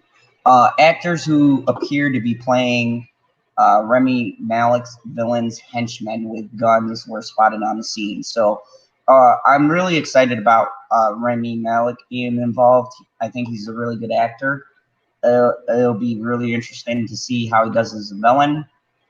Oh, yeah, the guy that played Freddie Mercury in Bohemian Rhapsody. Yep. And most people don't know he played in a great USA show called Mr. Robot, where he wasn't really a bad guy. He was more of an anti-hero. So I don't see it as a stretch for him to go full villain. The Sun's Bond insider said a stunt double was used for the risky action, which will leave fans doubting the spy's survival in the franchise. It's one of the riskiest moves writers has ever made and will provide a nail-biting end to the film. The source added, they are really pushing the boundaries and want it to be the jewel in the crown of the franchise. Of course, the title No Time to Die is pretty ambiguous, suggesting this is Bond's intention. Yet, he could try very hard not to die. What's that? No, I was just thinking, those are some big words because Skyfall, I don't picture any James Bond movie for a long time being better than Skyfall until I see it. Yeah, Skyfall proved to be the best Bond out of the series, although I do like Casino Royale. Go watch A Majesty's Secret Service. I did like A Majesty's Secret Service. And what was the other one with Timothy Dalton? License to Kill. I like that one too. Yeah, it in terms of Daniel's films, because you got Casino Royale, Quantum of Solace, Skyfall, and Spectre. To me, the two, even though I liked all of them, I would say Casino Royale and Skyfall are his two. And when I compare them to all the other James Bond movies, like Skyfall is in the top 5 easily. So yeah, it'll definitely be interesting to see. They said certainly those imply opposite intentions, that 007 is finally ready to kick the bucket. Last year, an alleged source claimed that Danny Boyle left Bond 25 over a disagreement to kill off Craig's 007. However, reports conflicted over who actually wanted Bond to die and who didn't. So No Time to Die will be released in UK cinemas April 3rd, 2020. Daniel Craig, it's no secret. He's come out and he said he is done. This is the last film. But he said that before on Spectre. He was like, nah, I'm absolutely done. That's it. Not shooting another one. And now we got Bond 25. They paid him an absurd amount of money. So, I don't buy it till I see the movie. Right. It's like the Russo brothers, man.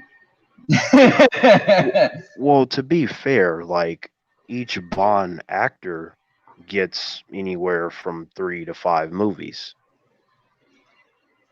There was only one in particular, I think, that just had 2. And that probably had to do with the fact that people weren't really feeling him that much as Bond, but they usually get anywhere from 3 to 5. So if he ends up getting a 6th one, that'd be like, oh, well, that doesn't really happen. Like that's yeah, and you never know what they're going for. But Curtis YZ in the chat said, he's sorry he's late. Welcome. He said Casino Royale is still his favorite. I agree. Megajetty1 has a good one here.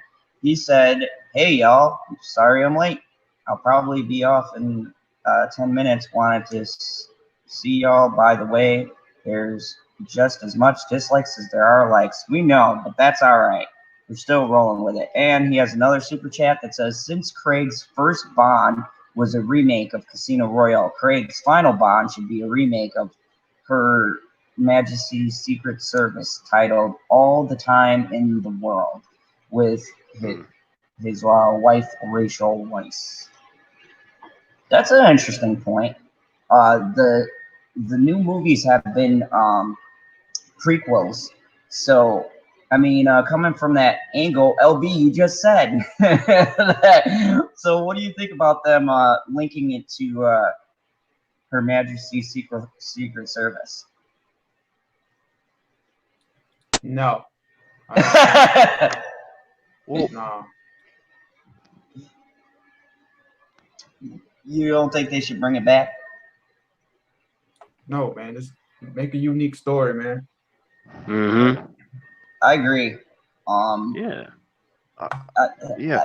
Keep it unique, because Daniel Craig's Bond is the most badass Bond I've ever seen. Like, from a hand-to-hand combat standpoint, he beat the shit out of all the other ones. So, like, you need to keep it in line with that. Like, because I remember so many humans initially, they weren't sure about Daniel Craig and this and that, but for you to come in and essentially in your own way kind of reinvent the franchise and take it in a direction where people are wondering how come he's not like the other ones. It's like, well, you don't have to be a carbon copy if you bring something unique to the table and you have it work.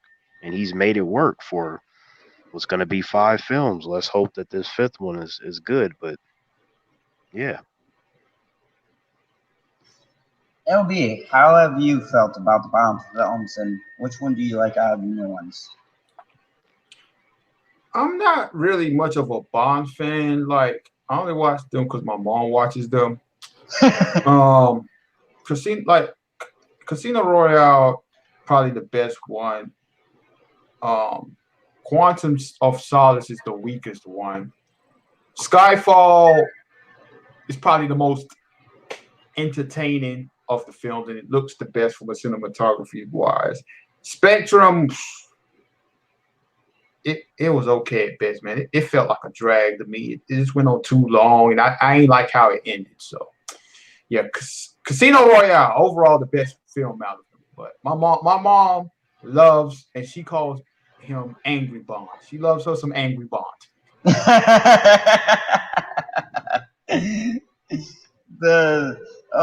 Fair enough. Yeah, I definitely agree. I've enjoyed all of. I'm a huge James Bond fan. I've followed the franchise all the way through. Loved the Sean Connerys. Was not as against the Roger Moore one. Well, I like the Roger Moore one a lot because when I was a kid, the first James Bond I saw was on Laserdisc, and it was Live and Let Die, and that was like one of my favorite James Bonds, and that had Roger Moore in it with the voodoo priest guy. That shit was awesome. Roger Moore is probably my favorite because they were so fun and ridiculous. They were so over the top. Yep. Right. You can do it with the judo chop and the judo throws. He knocked out a villain with a judo chop. Oh, that shit would make me laugh. And the part where he's going up against the sumo guy and he just tosses him, that shit was just outlandish, and I loved it.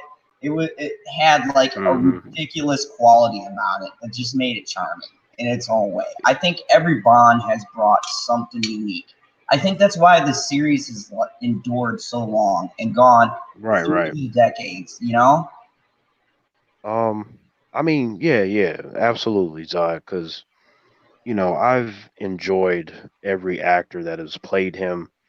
I guess my favorite would have to be Daniel Craig, only because of his personality. Like, I'm really drawn to more serious characters because that's really how I conduct myself. And then, like, it's a tie between Pierce Brosnan and Sean Connery, and then the rest come after that, as far as I'm concerned. But I'm not going to call myself like a huge James Bond fan, but I definitely like the franchise, and anytime they do anything with the James Bond / 007 character, I'm gonna check it out. Yeah, and I think that's the interesting thing about the Bond series. I swear, no matter who I've talked to, it feels like everyone has seen James Bond and at least can pick a movie. Even if they're not a huge fan, they can at least pick and be like, the movie where they drove a tank through Russia, something like that. They can pick a scene. James Bond is truly iconic, and I never get tired of discussing it. And one of my other favorite ones was GoldenEye, and maybe some of that plays into the game, but also too, I think that had the best villain.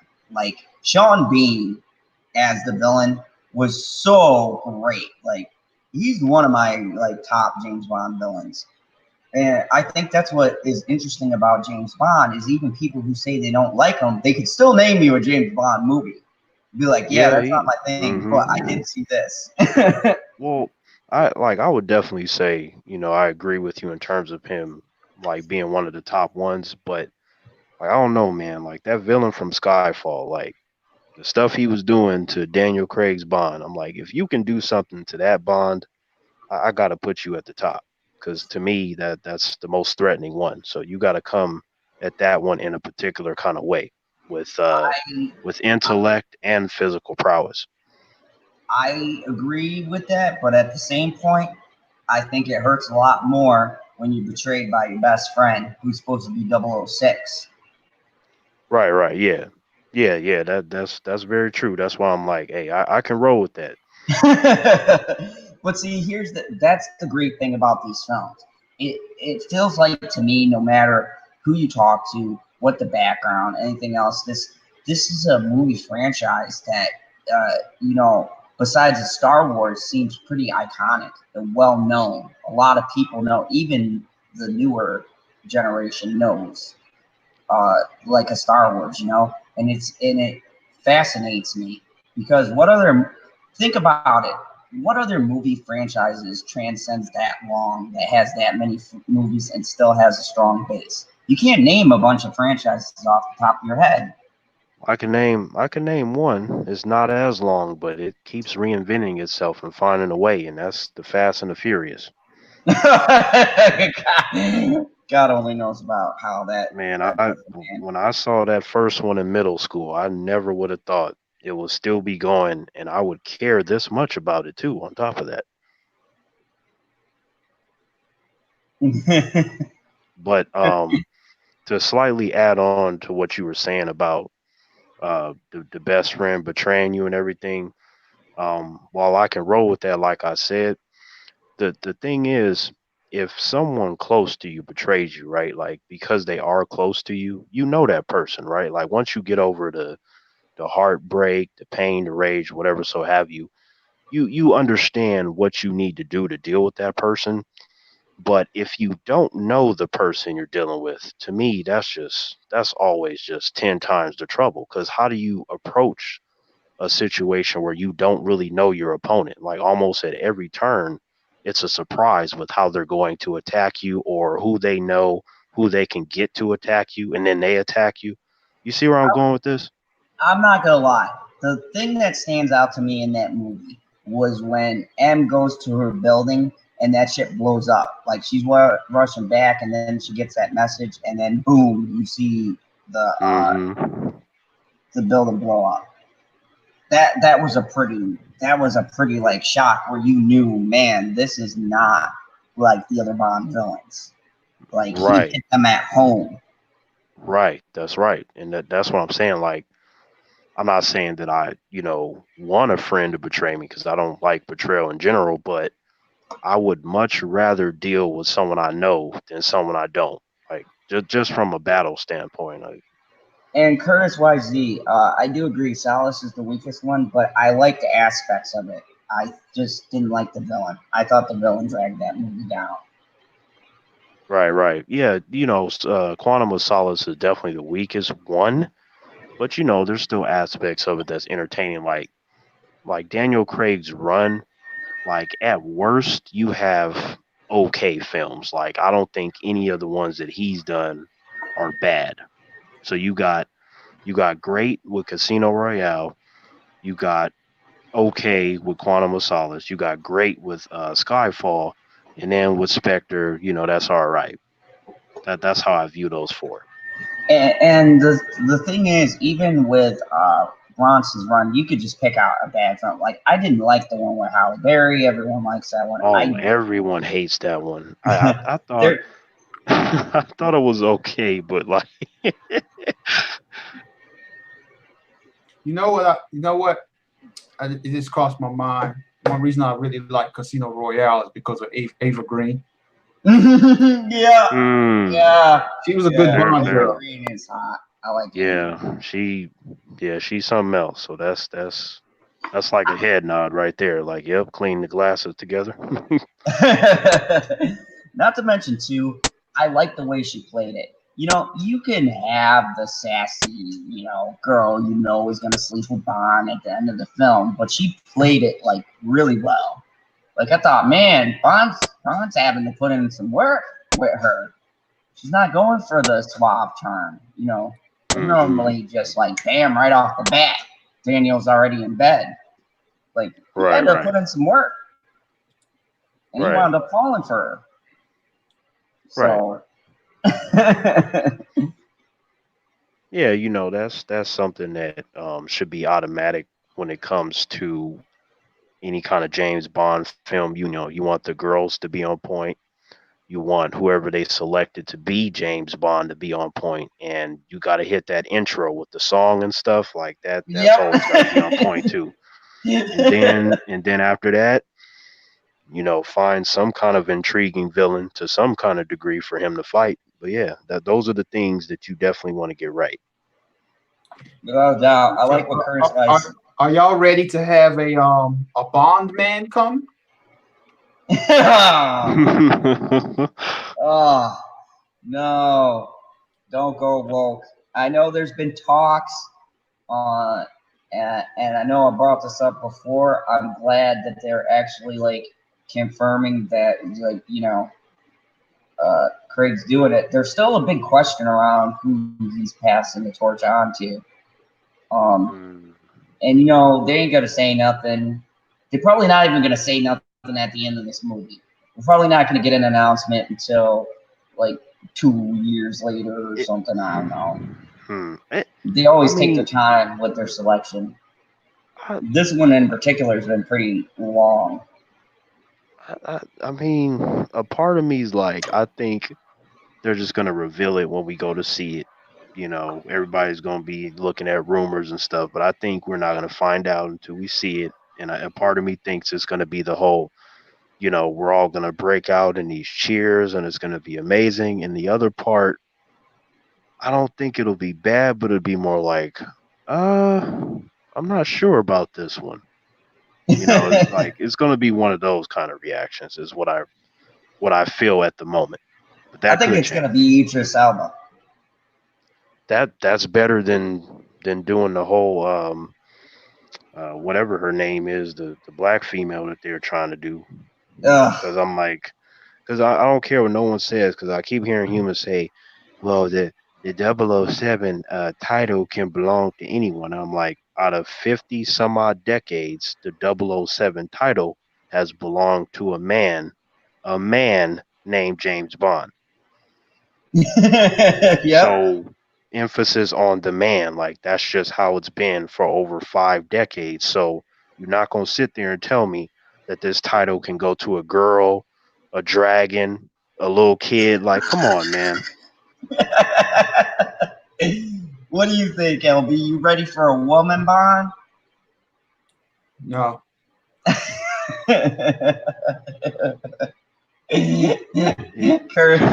Curtis in chat says it's gonna be Kristen Wiig or something. LOL. Oh, come on, man. Like I think Kristen Wiig is cool and everything, but even I would just be like, I don't want to see you in this role. Like, I'm cool with you, but what you doing here? That would be my reaction. Yeah. I like the fact that like in Skyfall, you had the girl that shot him who turned out to be Moneypenny. I liked that whole storyline. She decided to stay behind the desk, I mean, I'm just saying that was. No, man. I know how people are gonna view that and be like, "Oh, he's so sexist." What are you trying to say? I'm trying to say the woman couldn't shoot under pressure. He was on a speeding train. He's like, take the shot with the intent of shoot the bad guy and not me, and she shot him. And then Yo, my man dipped. that moment was so intense. I remember being there. It was on a Thursday night, like I think around 9 something p.m. and it was me and 5 of my friends. We were just like kind of grabbing each other, like, "Oh man, what's gonna happen?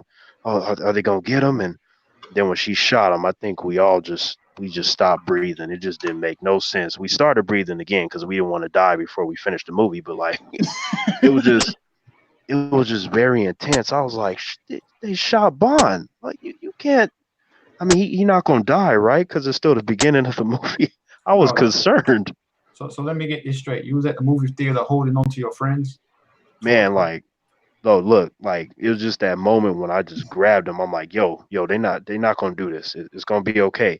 Like, yeah, Terrence is gonna be okay. I'm like, yeah, we got this, man. But Bond gonna be okay. This the most badass Bond. Everything gonna be okay. Come on, Elby. You're telling me during that scene you wasn't holding on to someone? No. Yo, man, like I hasn't felt damn that much near suspense. shit almost broke my friend's arm. He almost broke my arm. We was like, this is some bullshit. Bond better not be dead. I'm walking out this damn theater.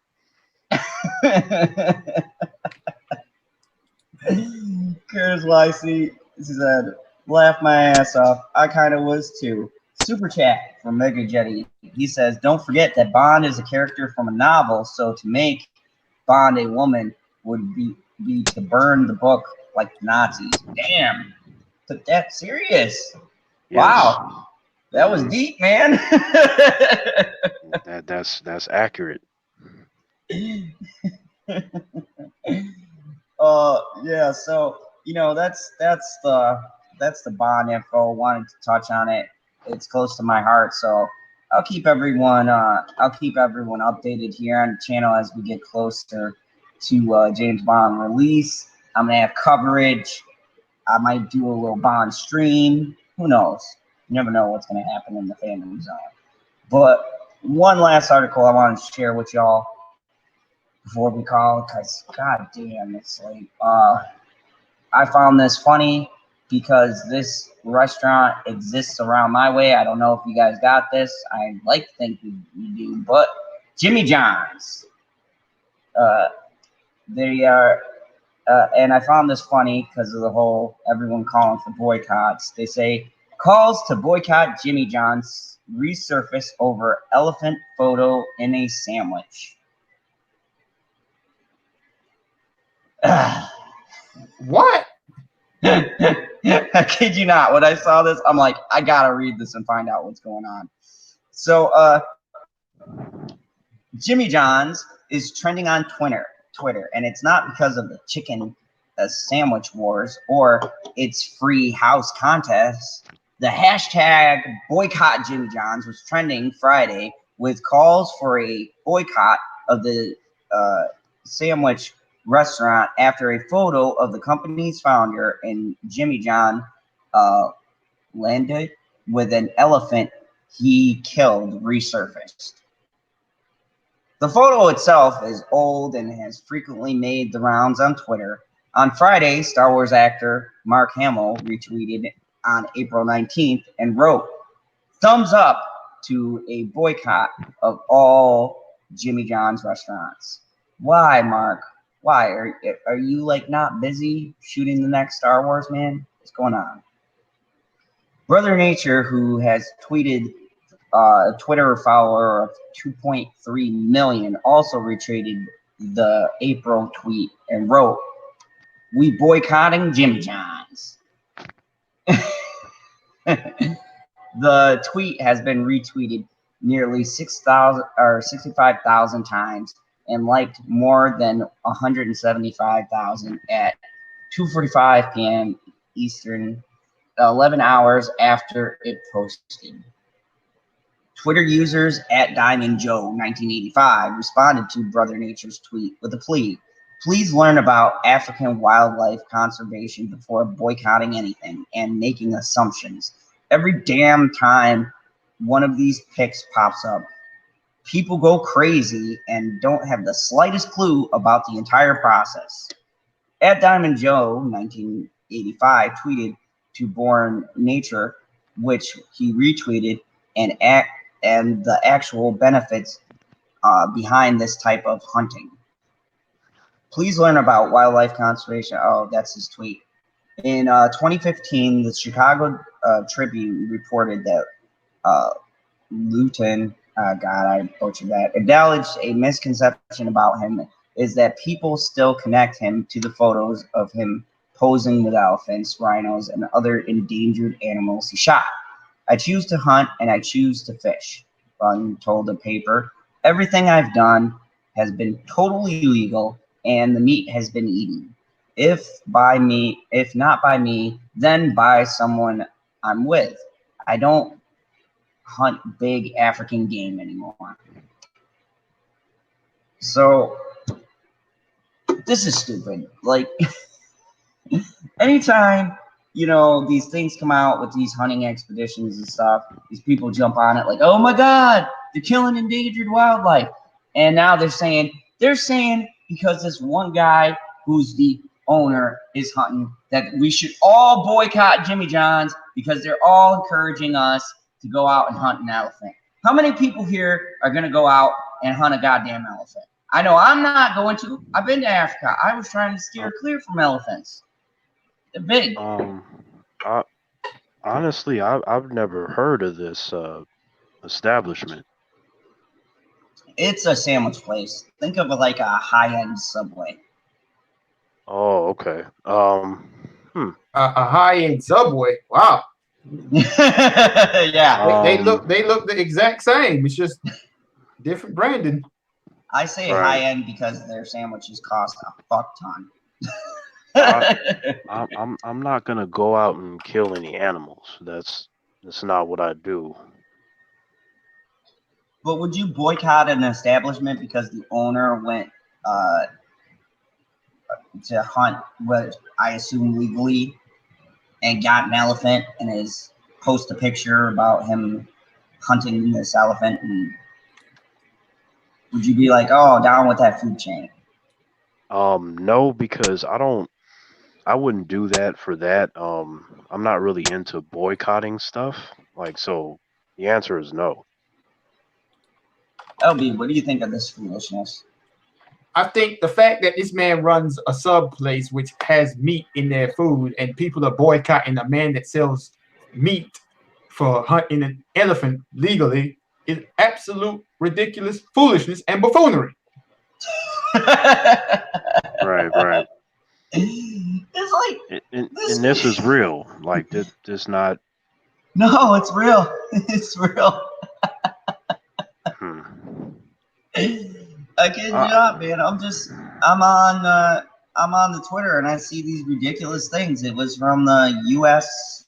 Today magazine, you know, talking about how you know, this has resurfaced because the guy went and now retweeted this. So Mega Jetty, we'll see you later. Sending off to bed. Good night, sir. Thank you for stopping by. I appreciate your great comments about the discussion tonight. And Curtis YZ said, if it was Subway, maybe. But I don't even know that sandwich store, so dot. Shoot, Yeah. I don't even go to Subway that much because I usually just make sandwiches wherever I'm at. You don't eat fresh? It's rare that I go to Subway though. I mean, because usually I just buy the various sandwich meats at the store and different types of bread, and I just kind of make my own stuff. You know, this is just the thing, and it really disheartens me that Mark Hamill got into this. It's just like a thing where I feel like people are bored on Twitter and they see some kind of feed going around and they're like, oh yeah, boycott this. I bet you half the people don't even know where Jimmy John's is located. Because, I mean, I didn't know about Jimmy John's until I moved here. Pop Culture PB in the chat says, you make sandwiches anywhere? WTF.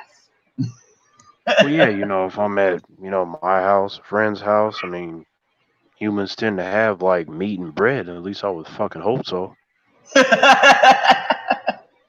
I don't know. I've been to some of my friends' house where I'm like, damn, man. Like, yeah, I didn't go shopping yet. Fair enough. I've had a couple of friends where they don't have shit in their house. Like it don't make no sense. Like going to cabinets, just maybe some salt. Go in the refrigerator, maybe some orange juice and like one random slice of bread. I'm like, where's all the food? Oh, that's true. We know if you go to LB's, you'll always find ice cream and snacks. Gotta have the snacks. Absolutely. And I Yeah, assume yeah. chocolate milk. Yeah, I mean, I wouldn't be upset. That's fine. Like, I mean, as long as there's like something else, because if I'm staying somewhere for a certain period of time, I'm thinking breakfast, lunch, and dinner, and then those kinds of things are more so snacks. So hopefully there's other food. Damn, Terrence. I'm gonna say, we're cool, but I can't invite you over to my house if you're expecting like all that, man. No, Maybe no, no, maybe no, no, lunch. no, not so much that I'm like expecting all this. Just like hopefully in your house there's more than ice cream. I mean, maybe some meat and things like that we can cook up.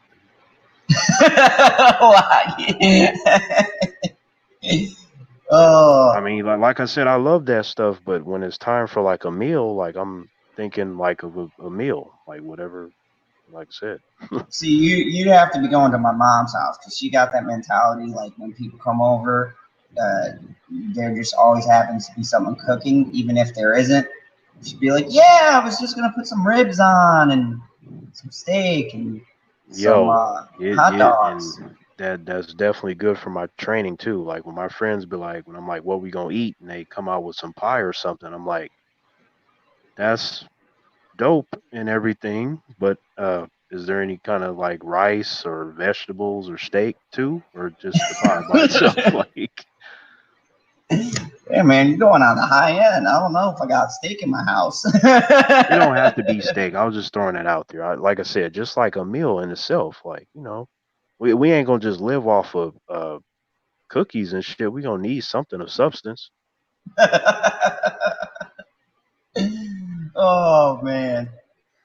So I mean, come on, people. I know it's Twitter. I know that people who go on Twitter are looking for stuff to do, something to retweet. But I mean, stop with the foolishness. Stop boycotting stuff. I'm getting tired of going to see boycott this, boycott that.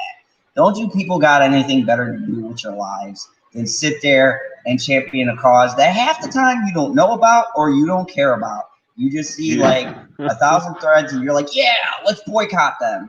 you And it's can't like, ask them that. They'll be like, well, I guess I could boycott something else. It's like, no. yeah, it's the sign of the times, man. Everyone wants to champion something, and it's just like, worry about your own corner of the world. Who cares about what store owners doing?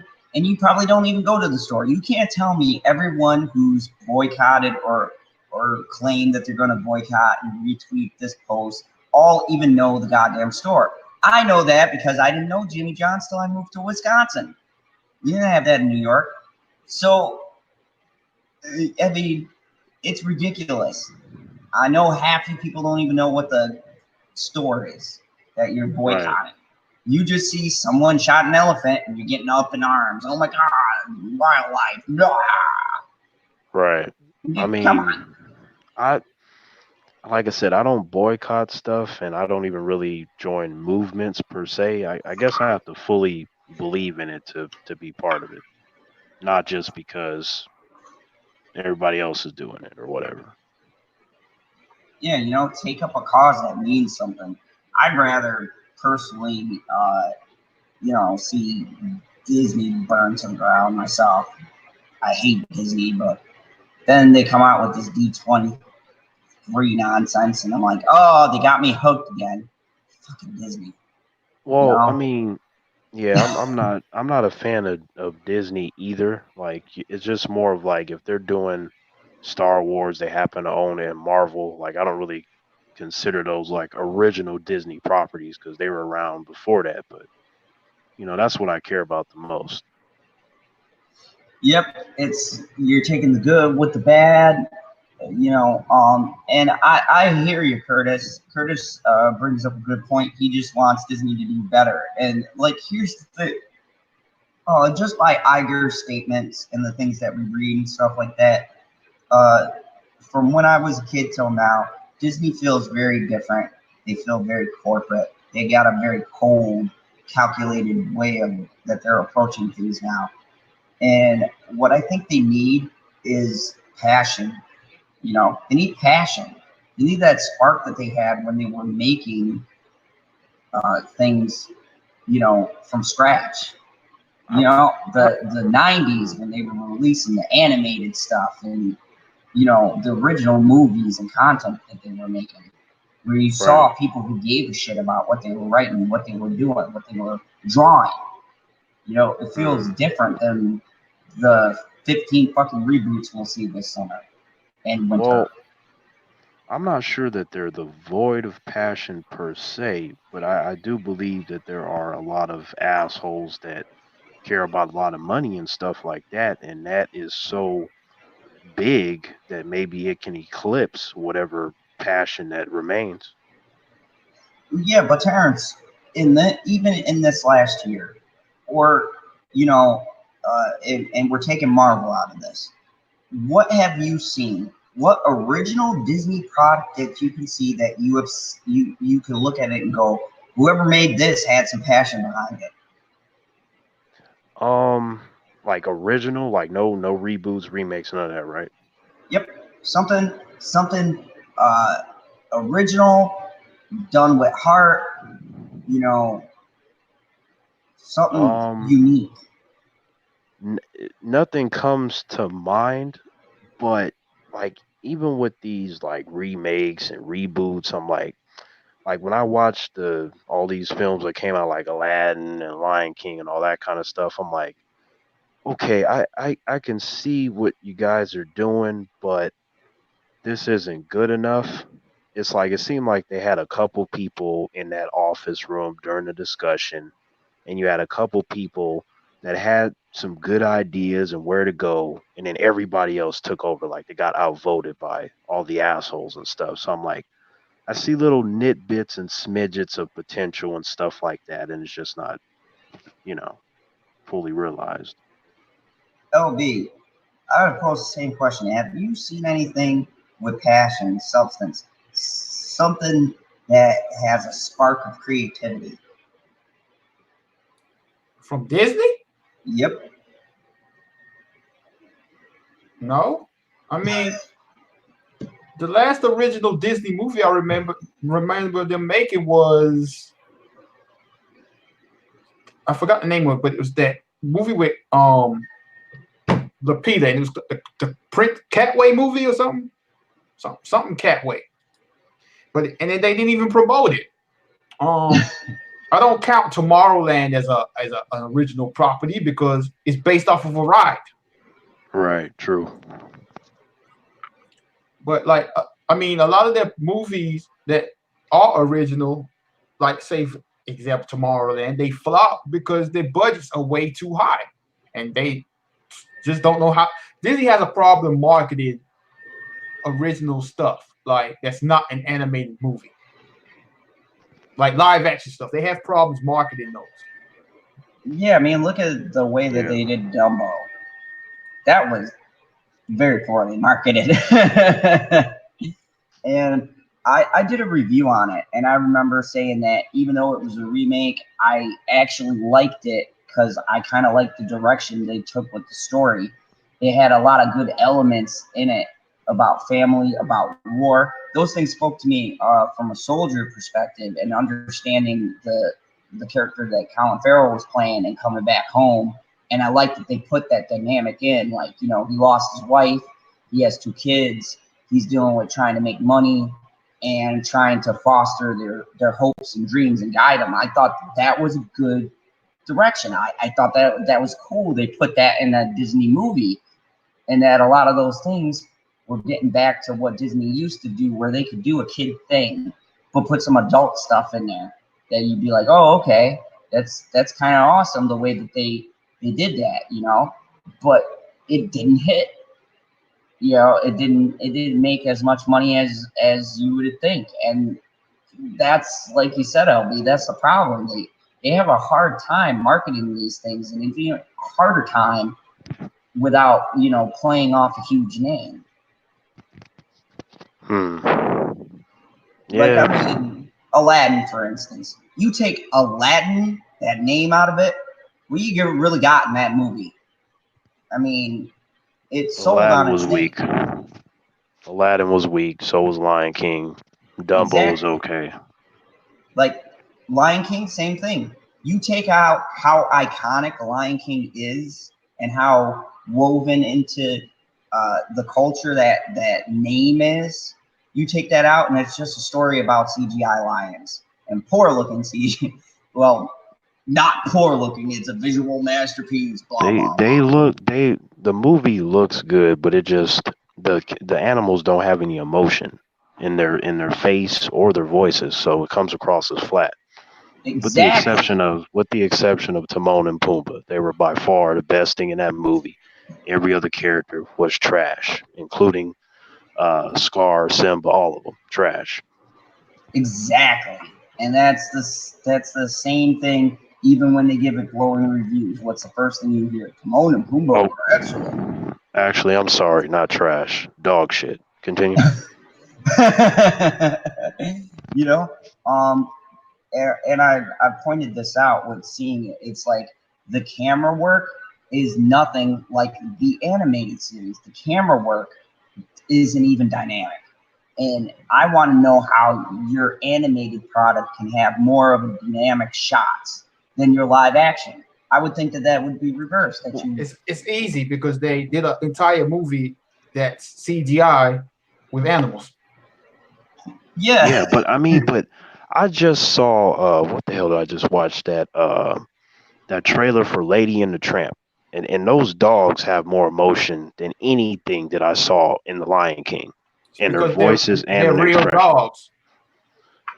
Yeah, but they overlaid it with, you know, how they animate the eyes and stuff like that. Because they use real dogs. That's why. The Lion King didn't use anything real. That's true, but I mean, it's just, even though they did the Lion King stuff in the computer, they could have added, you know, the emotions and stuff, kind of spice it up where they didn't look as flat. I'm like, they could have did something better than that shit. Yeah, and that's the thing too that I think that they were taken from that Lion King, even though it did well. I think with Lady and the Tramp using the overlay thing, and think about the animal. Lions in general are very expressionless creatures, and dogs have a lot of expression. I mean, look at your family pet. All sorts of expression coming off of dogs. I mean, even if you're not a dog lover, you have that friend who has 150 pictures of their dog. They got some expressions. They got right. The thing is here is like they went in. I don't know who did the research on these lions, but people for some reason have this opinion that lions can't emote and they don't have facial expressions, which is 100% incorrect. Like, my mom's been to Africa twice. Like, she shot video, took pictures of lions with emotion. I mean, you could just go look on YouTube at lions and you can see that they have emotions and they do facial expressions. So I don't know why they made Lion King. Well, I know why they did it, because for one, I guess they could not get the right facial expression and the lions emoting to make it look realistic. That's what I'm assuming. Right, and I that's right, LB. You know, all that, completely agree. Because I mean, I've seen a couple videos on the YouTube, where, you know, people kind of put the emotions over the lions and the Lion King, and like, if they would have did that, at least it wouldn't have come across as flat. Don't mean the movie would have been any good, but it would have been better, because I'm like, you got lions walking around, no expression. They're talking, no expression in their voice. Long live the king. None of them lines meant anything, because apparently everybody forgot how to act. I'm like, if you ain't got no expression on the animals' faces, the least you can do is put emotion in their voices. Exactly. Like Scar did not feel like Scar. Scar's one of my favorite. Scar. Yeah. I was so mad. Scar is my favorite character. Like, period. Bar Right none. with you. And he came across as a lion that got his testicles cut off. Like, this dude, like, he sounded like a chump. Just a pure chump. What did you think of me? I mean, we've been over the Lion King like 100 times. I mean, the opinions are gonna always remain the same. Ain't no reason to watch this new mess. Like I mean, this is what happened when you hire people that ain't professional voice actors. Exactly.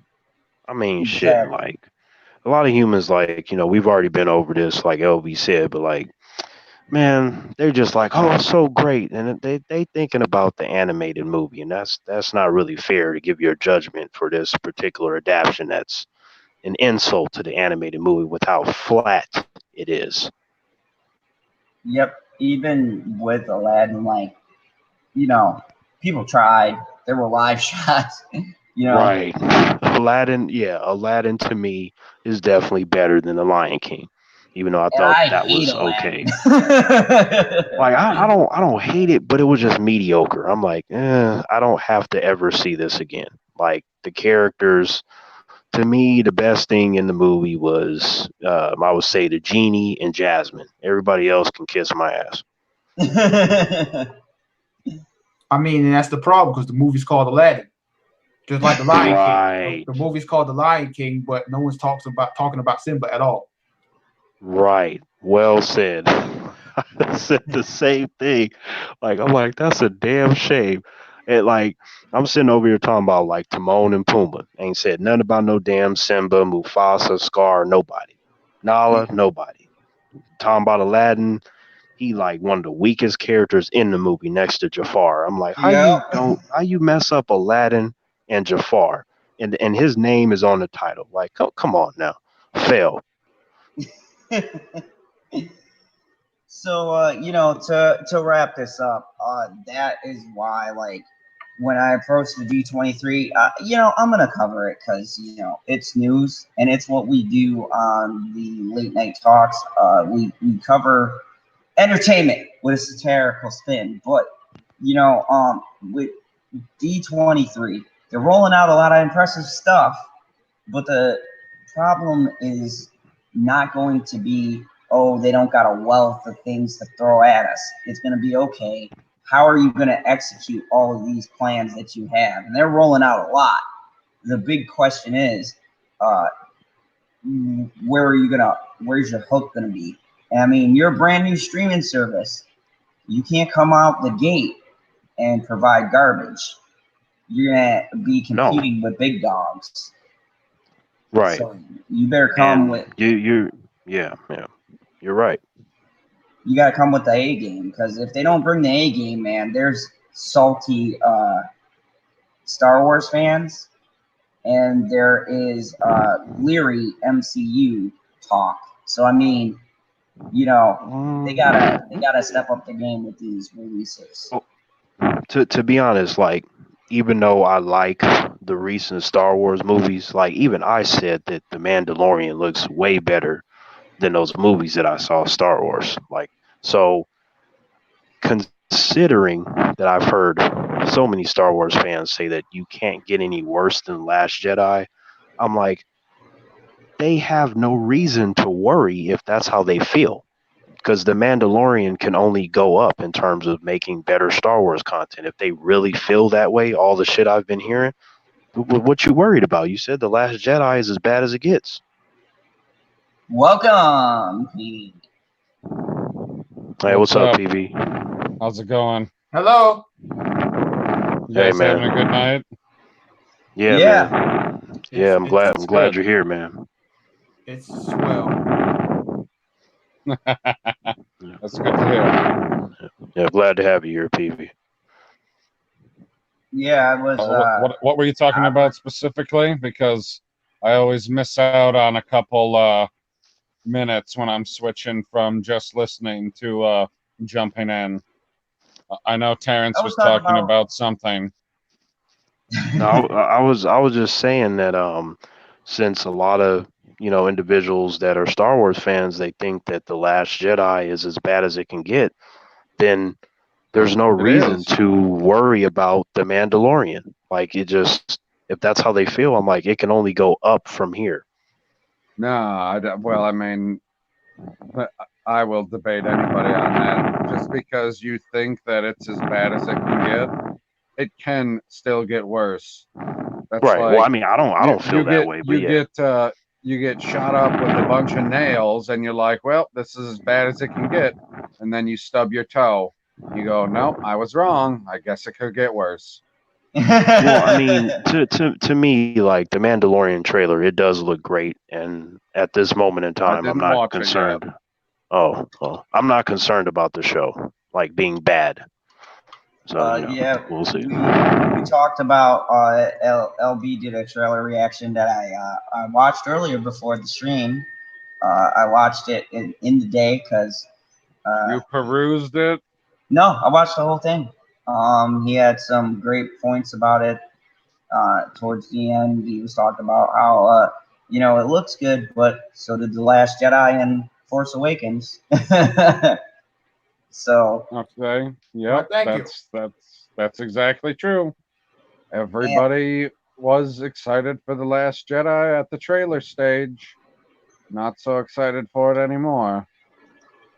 and now that you're here and you've been listening to the stream, let me get your thoughts on some of the stuff we covered.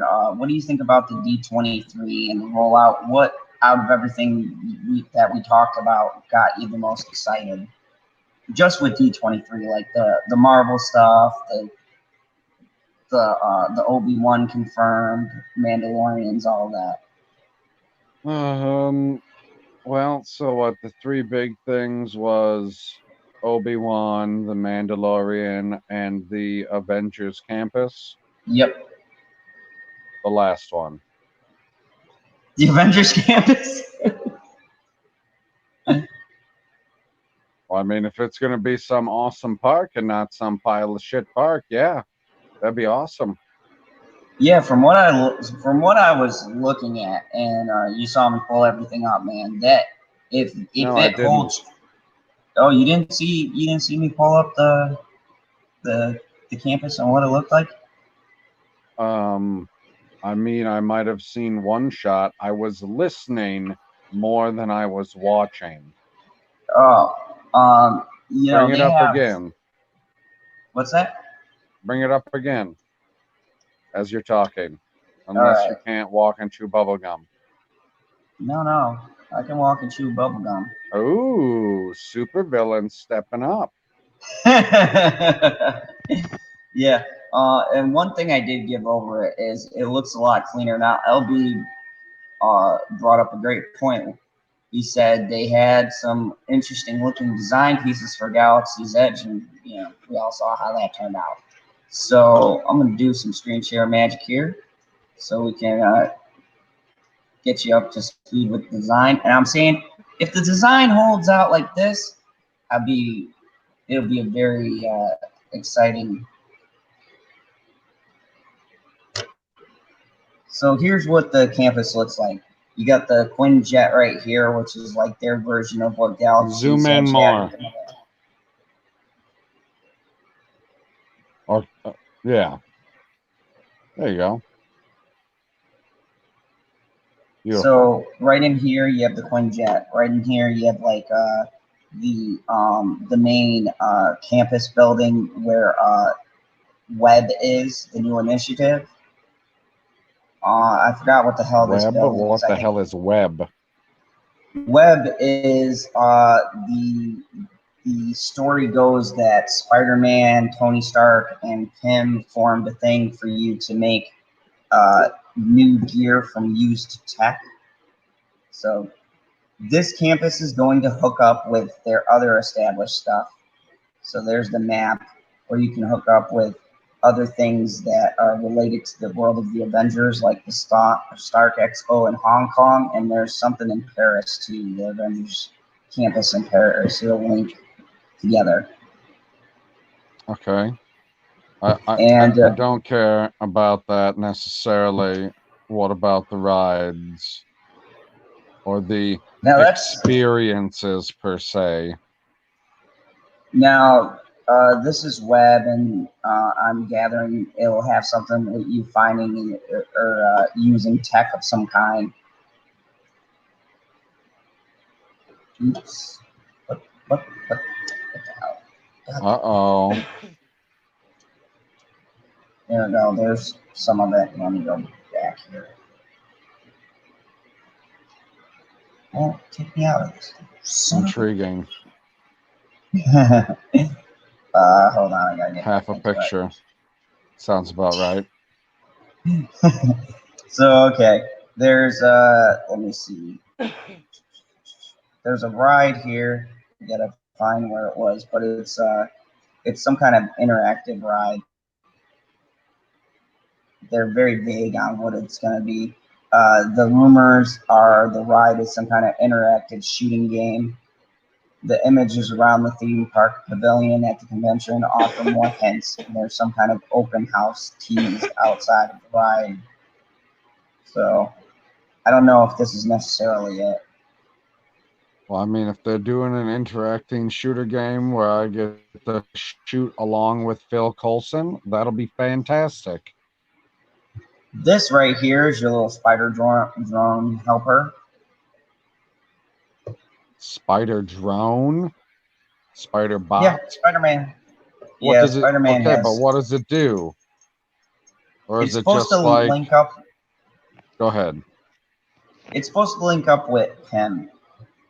So he plays some kind of part in the ride. Oh, it's not like a thing you can purchase. No. But Okay. it links to the part where Penn Technologies is. Okay. And there's the model of the Quinjet. Why did, And they're saying Weird. that in Epcot, it's supposed to link up with the Guardians of the Galaxy here. This right here, I'm gathering it'll be some kind of store or something because it's supposed to be having to do with the collector. So that'll be interesting to see what they link to that. So this is the little global Avengers initiative. Are you gonna be able to oh, what's the word I'm looking for? Cosplay there at all or not? They don't mention that Okay. at all, and they don't mention who exactly from the Avengers will be there. So Because this it'll is be gonna be exclusively in California. at Disneyland. Interesting. I don't understand the reasoning behind that. That's what's confusing to me about the story. Like, I understand what they were doing with Galaxy's Edge by opening the first one at Disneyland to essentially give it a test run before you're opening your big one at Disney World. But if you're doing something that's on the same scale as that, why are you keeping it exclusively in California? Well, It's it'll not be like, explained. it's not like they're this, right? connected to it, because if they were making like a Spider-Man world park and it was in New York, that would make sense. You'd be like, oh yeah, well, Spider-Man's from New York, so his park is in New York, and it's going to stay in New York exclusively. We're not going to also put one in Orlando or LA or wherever. Yeah, LB explained it with the rights, right? It was Universal Studio has the Marvel there. Oh, okay. So Disneyland is doing their own thing. Interesting. Yeah, so it's a pretty interesting thing. Um, though Disneyland seems smaller than Disney World, so it's It gonna be. is.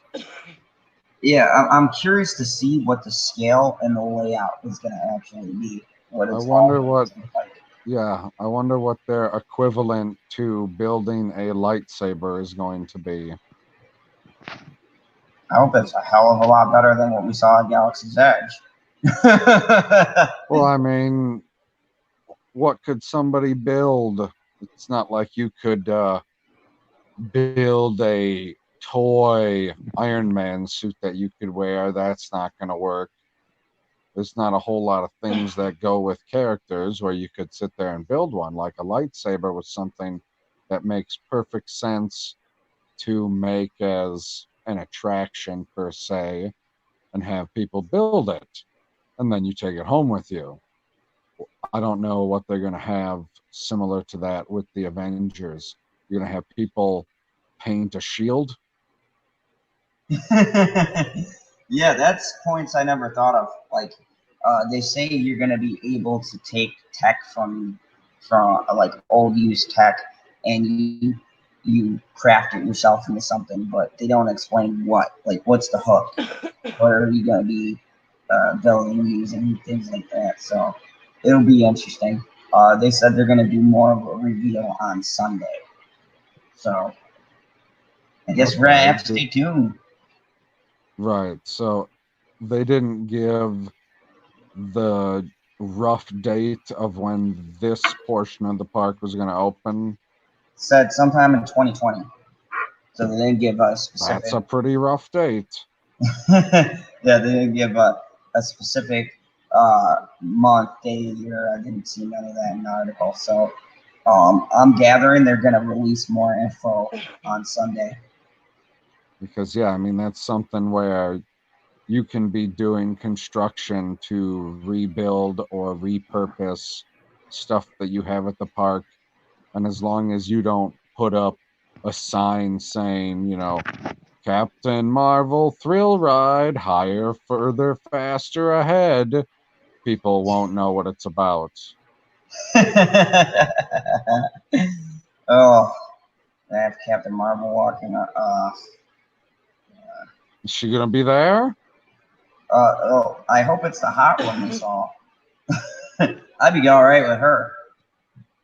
What are you talking about? Remember when we were looking? I can't remember for what park, and they had the actress who played Captain Marvel, and she was all friendly, and we're like, "Oh gosh, we wish Brie Larson was like this." Okay, yeah. I remember that. So I mean, it'll be interesting. And honestly, I like to see them do different things. Maybe have different characters. Maybe have Spider-Man. Have someone dressed up as Spider-Man. But you know, with Sony taking him back, that might not happen. I mean, Yeah. that's going to be a huge hook, is any character that can be totally encapsulated like Iron Man or War Machine or anybody that wears a mask. You can have an actor walking around at the park and you can meet them. But the ones where you can totally see their face, like Black Widow, Doctor Strange, Thor, people like that, it's going to look maybe a little weird. And you'll be like, well, yeah, that's definitely them because I can tell by the costume who it is. And that guy's holding a giant fucking axe and a purple man's head. Definitely. So, yeah, that was pretty much it. And I was talking about the exciting things, kind of winding things down because, God, it's late. Yeah, I know. I got in here late. And I thought it was going to be a Star Wars night because I didn't realize, I'm looking through YouTube today and everybody's talking about Star Wars. Did not see a whole lot of people talking about this. What are they calling the name, or what are they calling this part of the park? It is going to be called Avengers Campus. Yep. Okay. I don't know And how I feel about that name.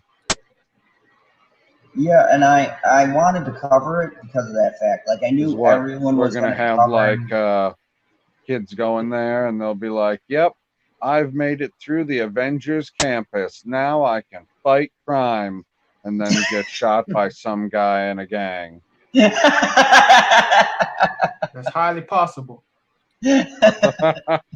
Yeah, and that's quite a confidence booster. I got my official card.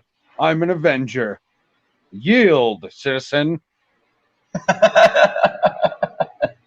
TV, I have a feeling you'd have too much fun with that. I would. I'd have a lot of fun with that. But yeah, I wanted to go outside the realm of what everyone else is covering, kind of do a wide spectrum. I think that a lot of things came out, but you know, people are gonna do what they do and only cover certain aspects. I wanted to give a broad perspective and give you guys all a wide net of everything that we saw, because there was more than just Star Wars to cover. And as D23 comes, I'm going to try to find the unique parts that people are not highlighting as much. And I don't understand why, because I think this is like an exciting thing, especially if you're into the Marvel aspect. I mean, who doesn't want to find out about a Marvel campus, coming out? I think that's interesting stuff. A lot more interesting than covering Well, Star and Wars. it doesn't say in there either way if any of the original actors are going to show up at any point, because have we seen any of the Star Wars actors from any of the movies go to Galaxy's Edge and do like meet and greets or autograph signings or just like taking pictures for a day or anything like that? Have they done that? Not that I'm aware of. Not that I'm aware of either. A great hook to promote this would be, Downey Jr.'s got some free time. I'm just saying. He ain't doing anything right now. He went hiking with Tom Holland. You can't have them Exactly. both. I mean, Make a he's swing got by the new the campus. he's got the free time, and I don't think it's going to take too much to get him to show up, and you'll probably make your money back tenfold if you can get people in there spending money left and right. It's all about selling concessions. Hell, I mean, even if you had Tom Holland roll through there and like give a little introduction to this new web thing, because it's named WEB. So I mean, have Spider-Man there and be like, "Hey, welcome guys to like the first day on campus." That shit can't go over that campus. Have him come through and be like, "Hey, I'm here to give you guys a little bit of a tour and welcome you to the Avengers Initiative," right? And then bam, you want to shock people at the end, have Tony Stark out there going, "Now that you made it, you're officially an Avenger." Dude, how much hype would that give that part? So many people would go and see that. Or even hint. Yeah, you're going to get people going there exclusively for that, and then you have no idea what they're going to do. It's not like all of the people that show up for that kind of event, a very nominal percentage are going to show up, get their picture, and then leave. Yeah, they're going Who's going to do that? Yeah, at very minimum, you're going to walk around and say, "Hey, you know what? Either it's really freaking boring and you're going to decide, hey, I never need to come back here," or you'll see all the cool shit there and say, "Hey, I need to come back here and spend a whole nother day doing all this cool shit instead of waiting in line to get a picture with Iron Man." Yeah, and you can keep those promos going. I mean, there's plenty of characters. You could have Hawkeye, you could have Black Widow. I mean, there's a lot of different possibilities they can play around with this. And, you know, they have their contracts. I don't think it would be too much to have some people there. You could even have Scarlet Witch in there. Dude who plays Vision just wears makeup. I mean, you know, there's a lot of interesting places they can go with that. But Yeah, I would get my picture taken with Scarlet Witch, that's for sure. oh yeah, yeah. Black Widow, I'd book a flight. I booked the quickest flight. What do you have to book a flight for? Okay, I thought you could fly all by yourself. You know that air traffic control thing. Planes are always bitching, you know. Just stay close to the ground. You fly under the radar, guy. Didn't you watch X-Men? Yeah, I did. Yeah, I did. Yeah, they fly the jet under the radar. To be fair, though, they had that cloaking thing going on. It's pretty obvious what you do flying around. Keeps the bitch. You're just a man. Find some ducks. Anyways, I'm gonna wind it down. Thank you everybody for coming along. I'm gonna have everyone plug their channel. So let's start with the Lonely Sheriff, Mr. LB. Go ahead and tell these fine people about anything else you got coming out. Thank you for everyone that joined us tonight in the Fandom Zone. It has been another great night, spending time with a group of great individuals. Thank you, General Zod. I am releasing a video about a Taylor Swift song that I feel needs to be discussed. Yes, a Taylor Swift song that needs to be discussed. Oh, I know what song you're talking about. I hope you all check that out. And also, Saturday is going to be the D23 for the movies. So there'll be a lot of Disney movies, Marvel movies, Star Wars movies, Pixar stuff, info coming out. So maybe we'll get something to talk about. But I also will do a wrap up of the entire D23 probably on Sunday. So if you enjoyed listening to A Lonely Man tonight, I advise you to come to my domain, The Lonely Banter. That was magnificent. Thank you. And Terrence the Beast Harris, what you got coming out, and what can these humans expect from your channel? Oh, that's a good question. I'm still thinking about a load of ideas, so probably nothing for a little while. But you know, these humans can definitely expect a fair deal of content to come out of the Tremaine Terrence channel. And I am Terrence, and I've been on these panels for a while and talking to all these fine individuals. And I just enjoy making content, talking about different things. So, I mean, you never know what you're going to get on the Tremaine Terrence channel, but best believe that Terrence will run his mouth for as long as he can. And sometimes in life, talking is good. Terrence out. Love it. And of course, the man who's never late and always on time, Commander. What do you mean? I just run on General Zod Fandom Zone time. I always knew that would come back and haunt me. I feel like it's appropriate. Go ahead, Commander, co-host, and the man who keeps the ship straight, PB. Let them know what kind of content you got coming out and some great stuff you can expect from your channel. Yes, I am the commander in the Fandom Zone. I am PB. You can find me at Pop Culture PB on YouTube and on Twitter. I had a wonderful time tonight. Well, at least a little bit of time that we talked at the end of the show, because I had company earlier, and I'm pretty sure I'll be making a couple videos of all of the things that Disney releases over the weekend.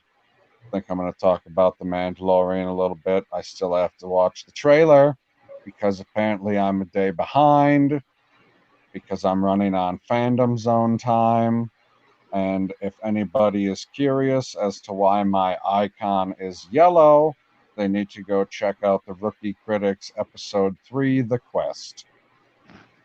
And if you don't want to do that, you should subscribe to Mad Squirrel and Stevie J Reviews. Awesome, awesome. Yes, definitely go over, check out Stevie J Reviews. He's got some great content. He's gonna be making his appearance back here on the Fandom Zone. He's just had some stuff that he's got to take care of, but then he'll be running on bingo time and jumping on in here. But thank you, everybody. This has been General Zod. And I'm going to be covering the D23, but on the late night talks. So you'll see a lot of the talks centering around stuff. Granted, yes, there's probably been 150 videos that have come out, but I'm going to do the stuff that no one is really highlighting because they're busy with other things. I want to get the little things that slip underneath the radar because I think those should be highlighted too. I think I find them more fascinating than some of the bigger things coming out. Like the park, for instance. I'm going to try to look for stuff like that to bring to you guys. Little bits of news you won't hear the other big YouTubers covering because they got their own things that they want to talk about. We'll cover it here for you guys on the late night. So if you want to see that or you just want to bullshit and have a good time, come on back. Next Wednesday, I will be doing a Fandom Zone talk, maybe with someone here tonight. Who knows? You never know with these things. Just kind of go, hey, you're on. And hopefully they pop on. And also, I'm going to be doing our Sunday episode 1.1, watch anime. This time I'm not going to show any trailers. And we're going to hopefully get Leaf Lightning on and talk about Gundam. So if you like anime and you're into that thing, you can come and see the Sunday show. Other than that, I am General Zod. Thank you very much for coming in the Fandom Zone. And as always, remember the rule here on the channel. Kneel before Zod. No, bruh. It's not going to happen because it's not just a channel. It's the